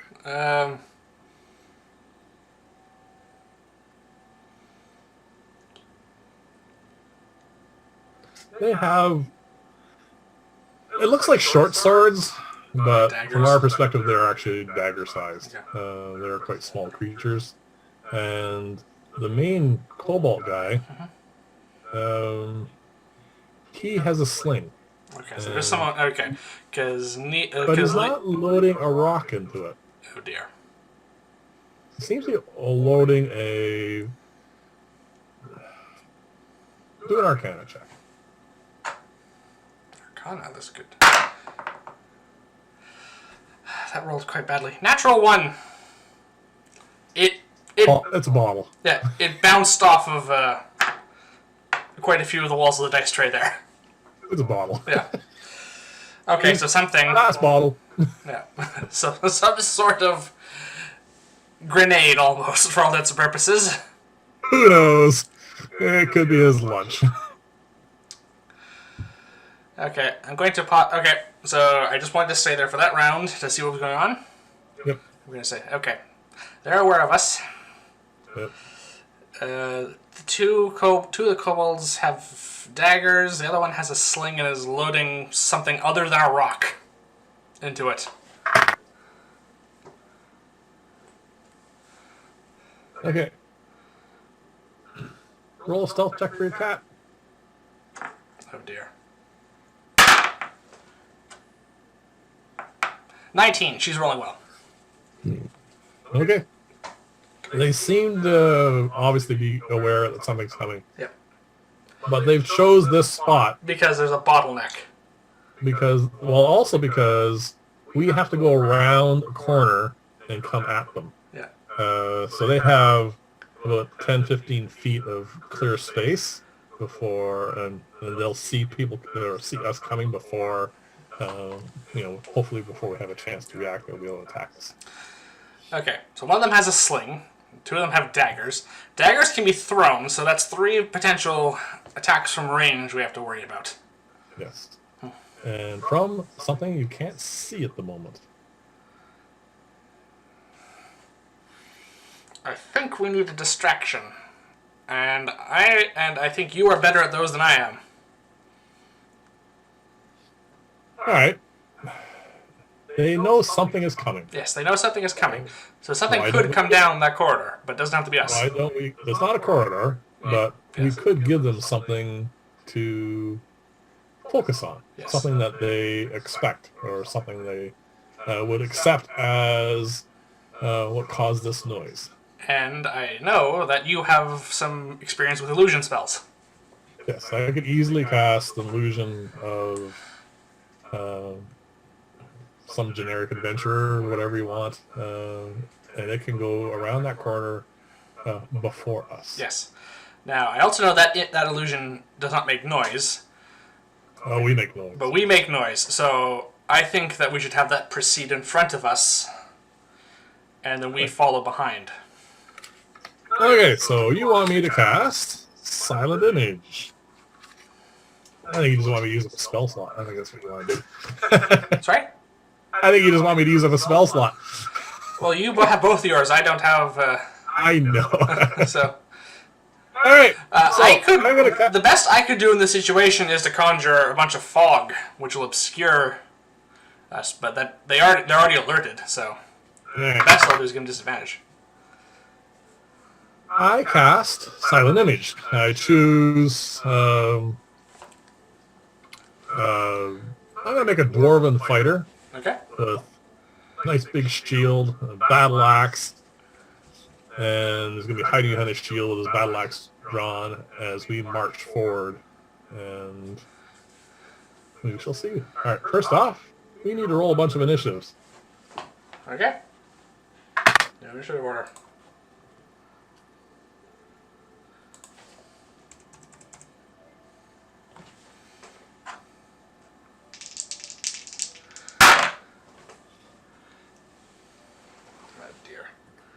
What you got? I have a 9. And my cat has an 8.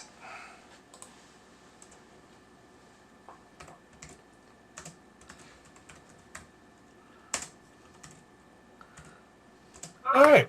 What do you have? I have a 17. Okay. And how about the kobolds? How'd they do? The junior kobolds, which I grouped together, they have a nat 20. Oh, So they'll be acting first. And the boss kobold has a 3. So, as we stomp forward, because we're not being silent anymore, because well, we have an image, and dwarven fighters aren't exactly the quietest of things. No. We move forward, and my illusion is going to enter their view about 10 feet in front of us. Yep. So if they were holding any actions, point, they'd use them as soon as they saw that. yes. So this is what happens. Come on, throw daggers. One of the kobolds. Sorry? One of the kobolds, one of the junior kobolds, throws a dagger. It doesn't go anywhere near. It dings off some stalactite somewhere else. Good. That's good. The other one is holding for in case they attack, and then What does this alchemist like kobold do? the boss kobold is has a sling and he fires. Oh, what does he have? All right, This is good. We get to find out what that bottle does. it's a perfect shot.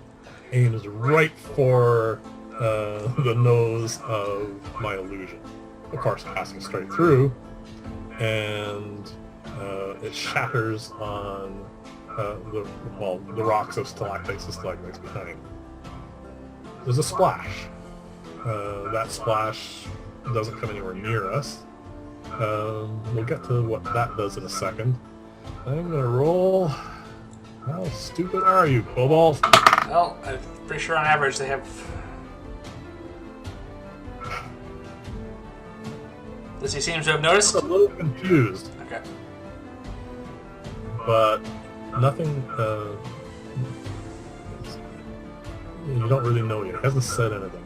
He hasn't like shouted out it's an illusion or anything like that. So he says he orders the two guys in front to charge the dwarf. He still believes apparently that that's an illusion. Okay, so he still thinks it's an illusion. No, sorry. He still believes that the dwarf is real. Okay. He just assumes it has some sort of mystical ability. Okay, so he hasn't figured it out yet. And the other two probably haven't He either. rolled really bad. Okay, so were those their held actions? Yes, so we're now at We're at- the top of the round. Okay. The two kobolds. One who threw a knife draws another one, and they both charge for it. It's only 10 feet. I was hoping they only had one dagger. I reach. No, they both have. And they're going to roll to attack the dwarf. Okay.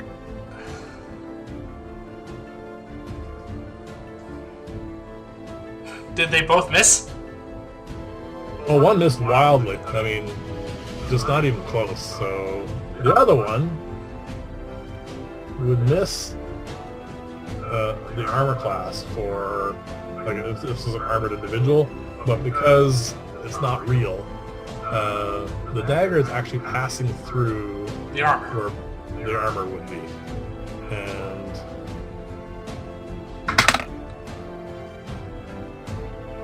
oh, good God. Kobolds are dumb. Yes. And with that roll, it's not a 0, but it is really close. Okay, so they're not. So Technically, to disbelieve an illusion, they should be spending their entire action to disbelieve it.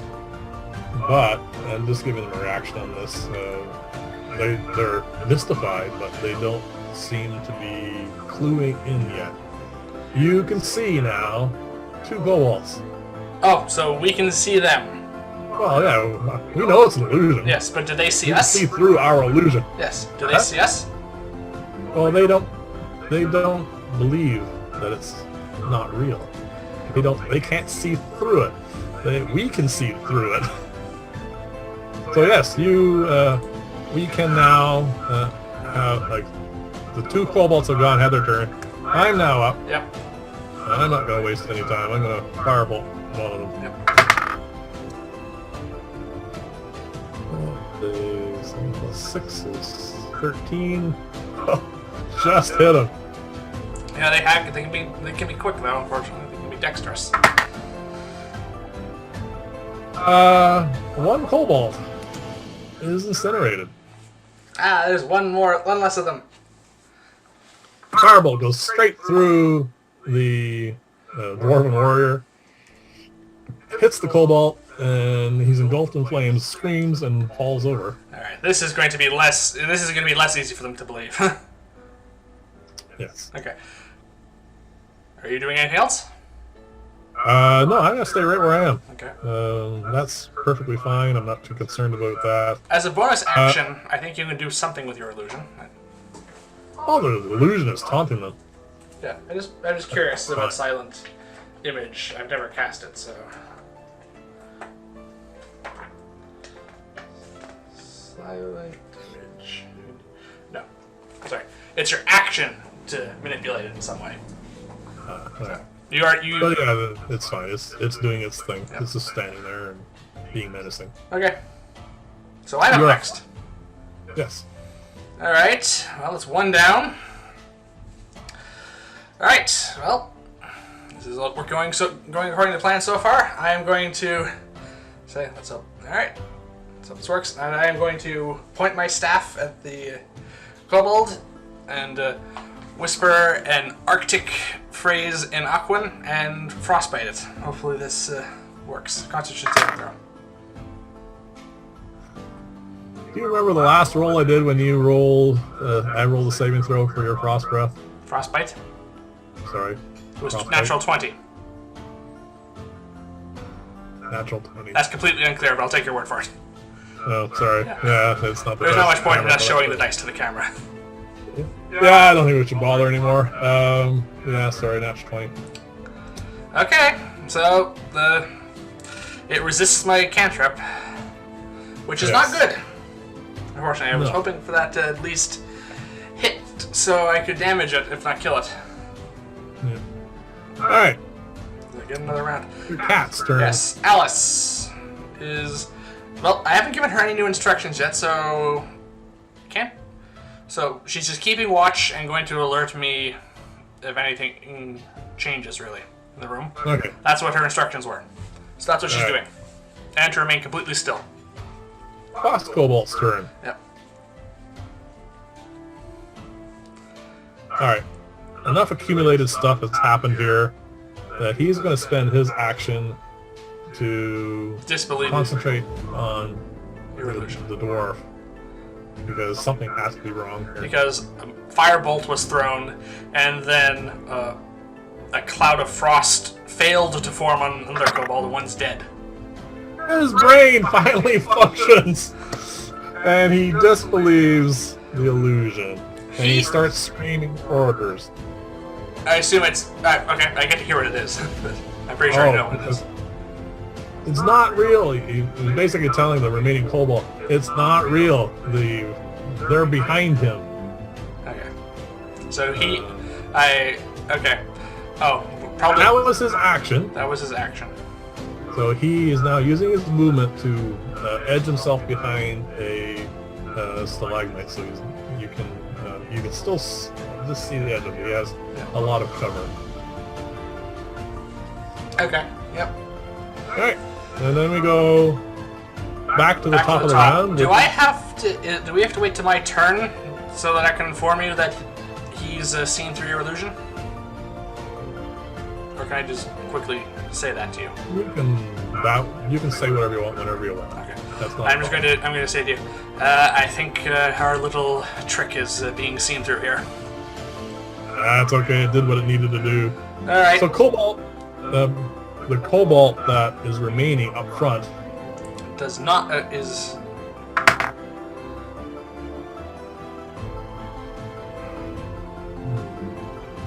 He was informed by his superior that it's not real. So well, that's not what I'm rolling for. We were 10 feet behind our illusion, right? Yes, I think we were saying that. He's technically not in. What is the staff's melee range? Is it 10 feet? It's 5 feet. Stabs do not have reach, unfortunately. The Cobalt, upon hearing this, probably goes for a dump in his pants because he rolled a natural 1 for his decision to stay or leave, and he is running full tilt away from us. So back into the cave. Into the cave. Okay. He is bolting it. He is scared beyond belief. He can't roll worse than a 1, which also has a negative involved there, but we won't get into that because it doesn't matter. Okay. He is fleeing at speed. He's actually dropped his weapon. Oh, that bad. Okay, so that's good. One's dead. Failed horribly and is bolting it. Okay, so one's dead, one's unarmed, and the other is aware of our illusion. Yes. And quite probably...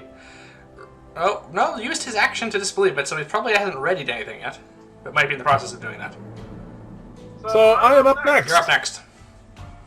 And I don't want him to go and get reinforcements. If that's an option. Yeah. Huh? If that's It an is option, yeah. We don't know that these are the only 3 that are in here. No. He may be scared at this point, but he may come to his senses. I'm going to firebolt him in the back. As You might have to move brave up to as do that. that. You might have to move up to do that. We don't have... Oh, no. 120 feet. Yes, but you have to have line of sight. Well, oh, I mean, yes, so I have to go around the corner. There is a curve to the cave, you said. Yeah, that's fine. Poor fellow. Oh, you hit him.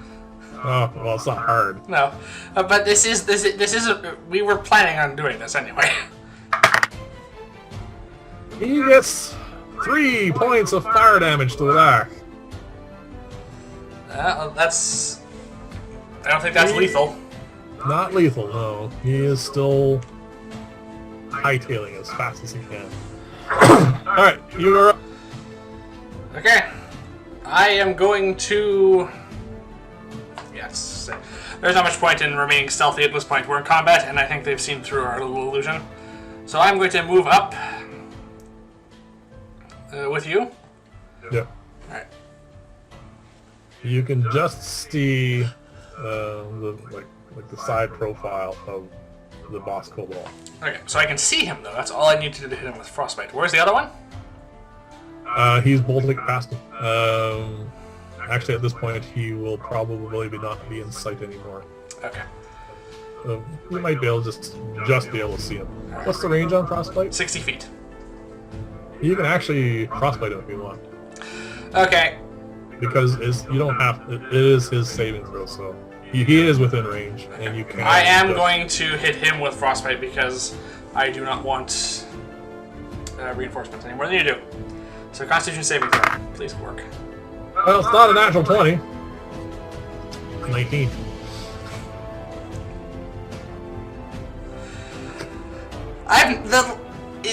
This is unbelievable. This cantrip has never failed me 3 times in a row before. No.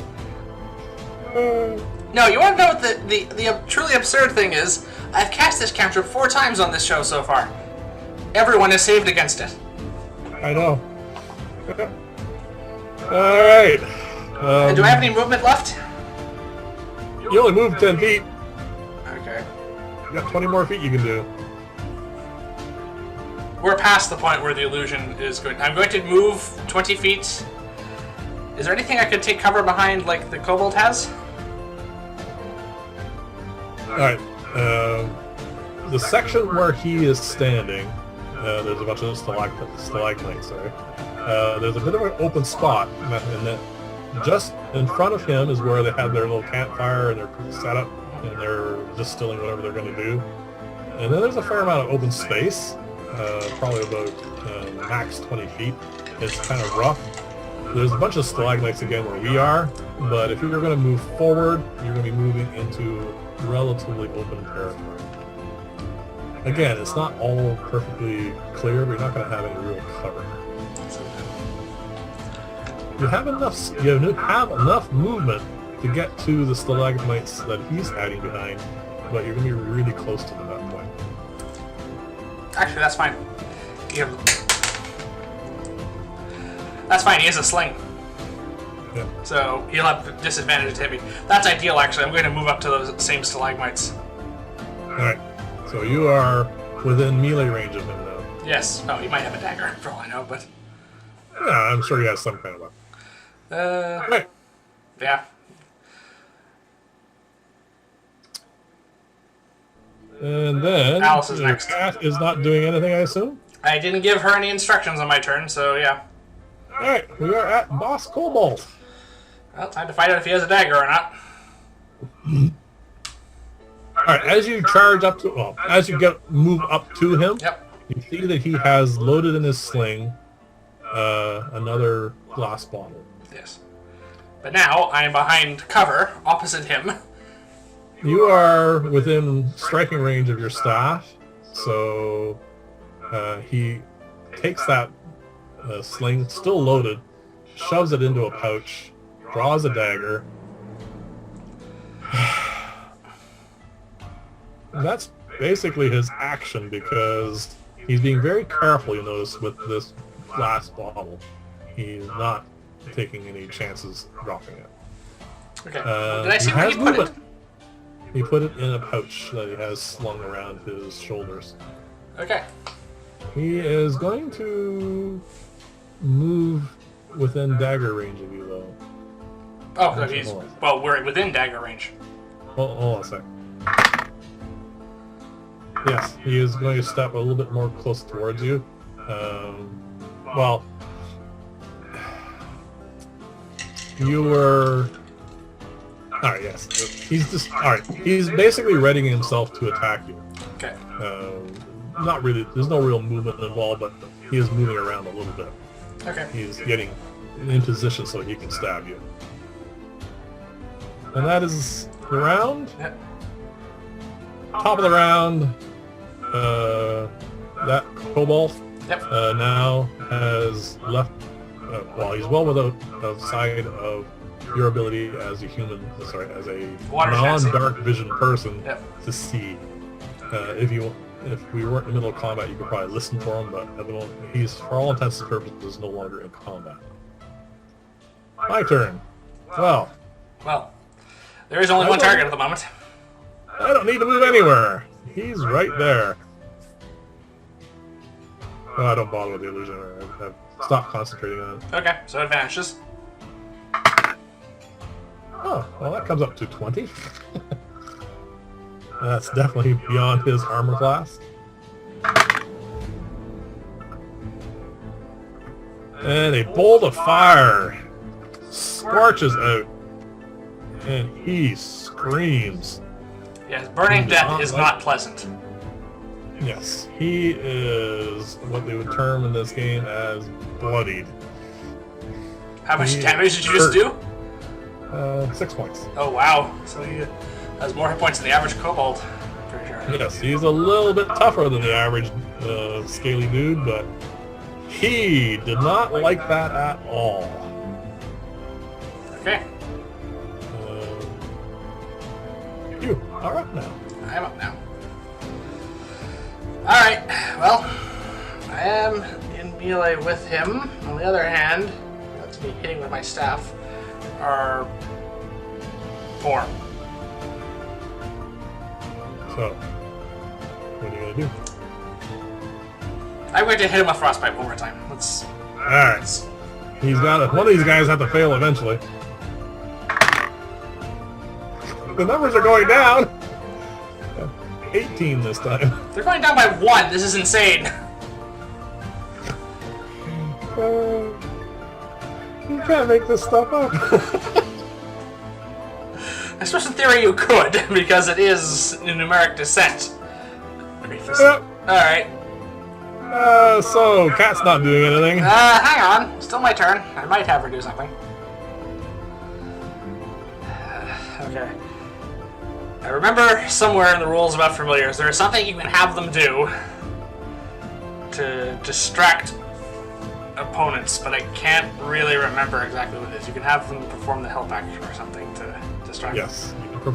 Have them aid you. In other words, you can have your cat come up and start and then that will effectively help you in the sense of distracting your opponent's attacking. I don't know if that gives them disadvantage to hit me. I can't remember. I don't remember if it's you.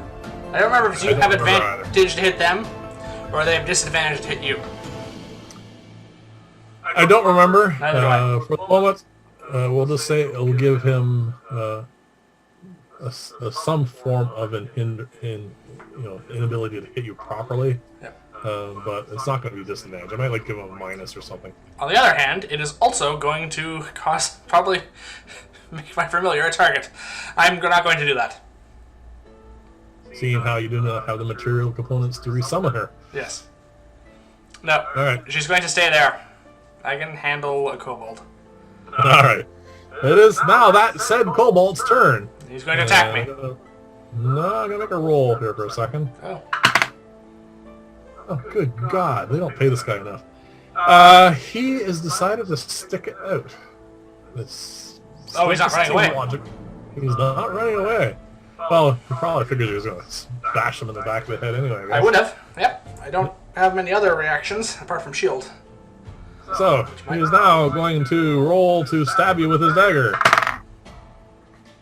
And he has rolled a 15 to hit you. That's a hit. You do not have any... Oh, that's right. Oh, you have a spell slot. I'm not going to use shield on this. It's a dagger. Alright. He is going to stab you! For max damage. What's max damage? 6 points of damage. Oh! Maybe I should have used shield. I'd be like, it's a D4. It's a D4 plus 2. I didn't realize he had a +2 dexterity. Yeah. That is not a minor wound. No, you are now on even footing with him. Okay, that is the round. We're now back at the top. Kobold's gone. So next is me.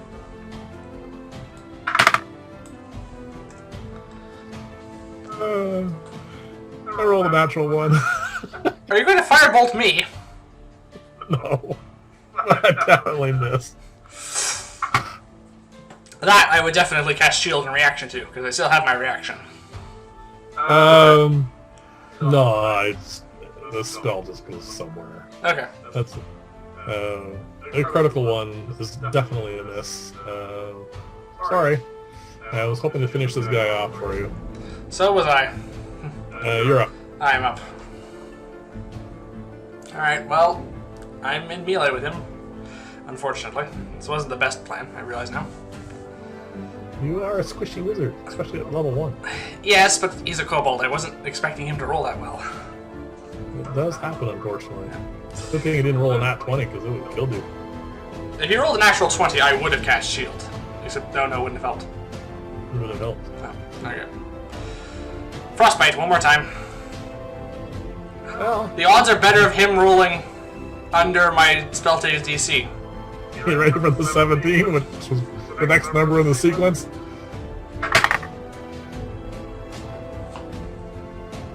That is a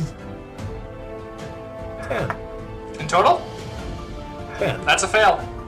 That's a fail. There you go. Your spell finally works. He takes 4 points of cold damage.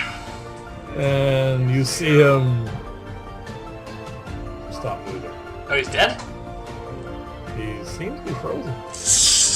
Alright. So he's frozen. So he's dead then? He's at 0. Not dead. Okay. Well, are we still in combat? No, we're out of combat. Okay. You can make some death saves, maybe, though. I'm going. If he's not. If we're on combat, and I'm standing next to him, I'm going to take a swing at him with my staff as he's frozen. If he's unconscious, I have advantage to hit him. He's not moving. He's a statue. Yep. Okay. I have advantage to hit then. Sadly, I think I miss. Let's roll. Well, with advantage, the higher result was a 10, plus 1 is 11. Is that a miss? Well, seeing how they're... Well, it doesn't say whether they're armor class of 12 is because of dexterity or because of natural armor. I think they just call it natural armor for most creatures. So... They do specify if it's natural armor. Yeah, sorry. You miss while you rattle your staff off of... Or glance your staff off of them. Okay, fine. He rolled a natural 1 on his death save. He's dead. 2 fails. Yeah, that's fine. Yeah. You can finish him off. I'm gonna come up there and help you.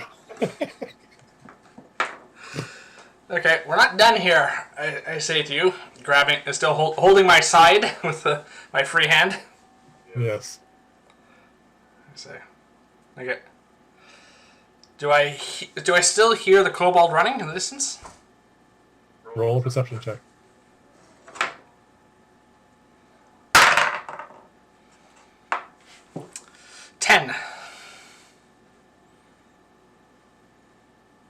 You don't hear anything. Okay. I turn to you and say, do we pursue or do we... Well, I have an owl. Yep. An owl is much better at perceiving things in the dark. I'll have her come in. I'll just pop her back in here. Yep.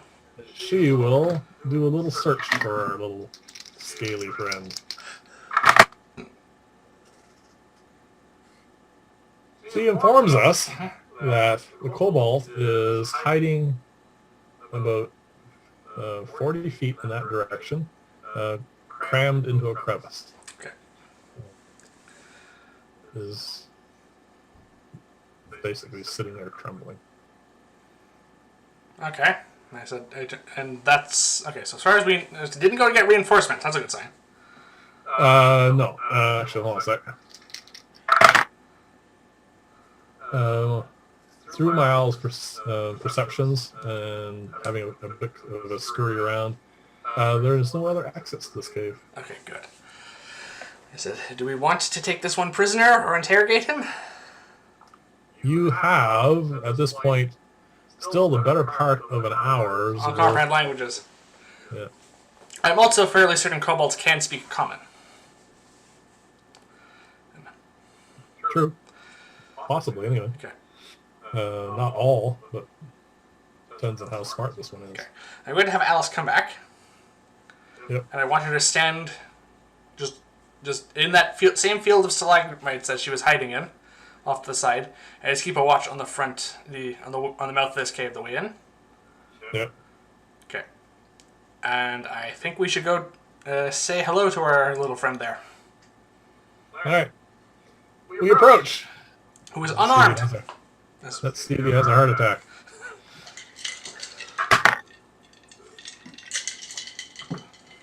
He is terrified at our approach. He is literally trying to wedge his body further and further into this crevice. And he is stuck, but he's still trying to get further away from us. He is senseless.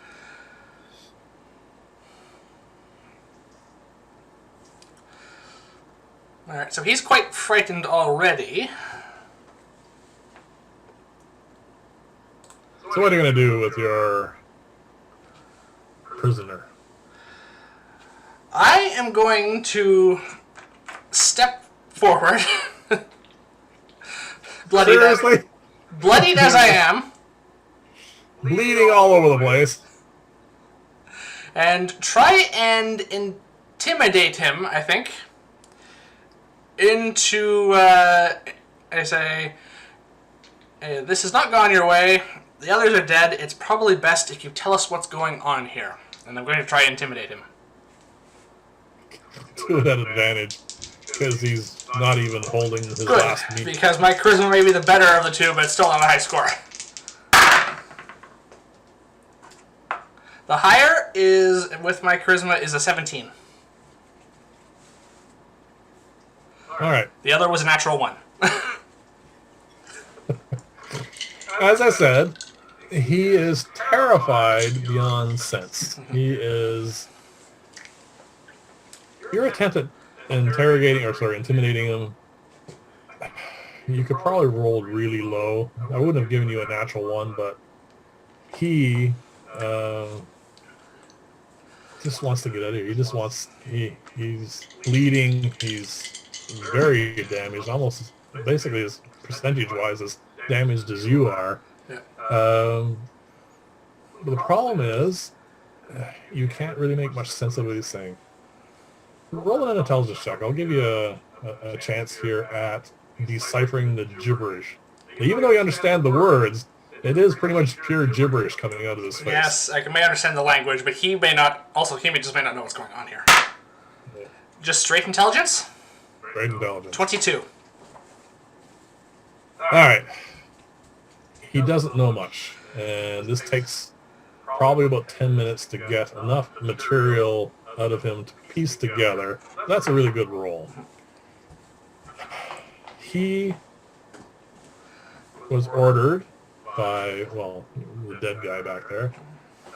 Him and his buddy were ordered as an escort to help in the harvesting of... You guess from what he's saying, we're talking about those gels. Yeah. He doesn't know what they're called. He was just told to go and do stuff. He is a low-level flunky, and that was their job. Okay. That's it. He doesn't know anymore. So he doesn't know what they were making here. He has no clue. Okay. He has no clue what they're making. He was told to go do stuff, and all he knows is it involves those little blobby things. Okay. I tell him that he's free to go, but he is. But I advise him to not return to this cave ever.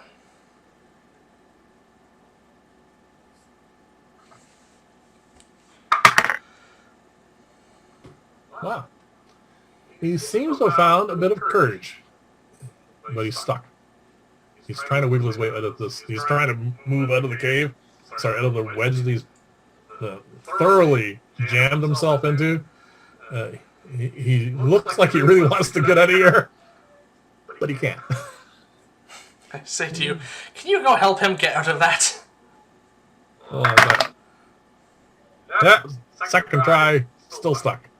I turn to you and ask, can you help him out of there? Like pry him loose with your staff or something? Do we really want him to leave? You're supposed to be the voice of morality in the group. I will try and pry him out. Oh, easily. The good aligned member of the party just suggested wholesale slaughter of a defenseless creature.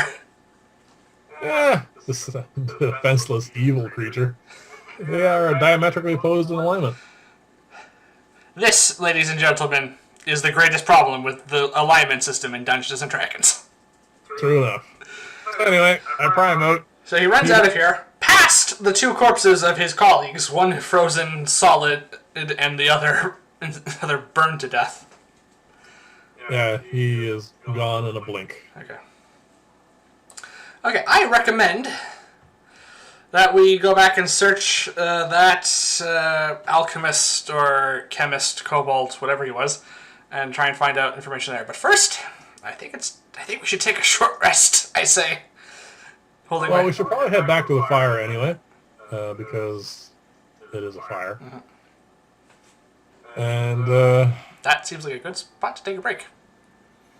All right, so we will have a short rest, an investigation, and a short break of ourselves, too.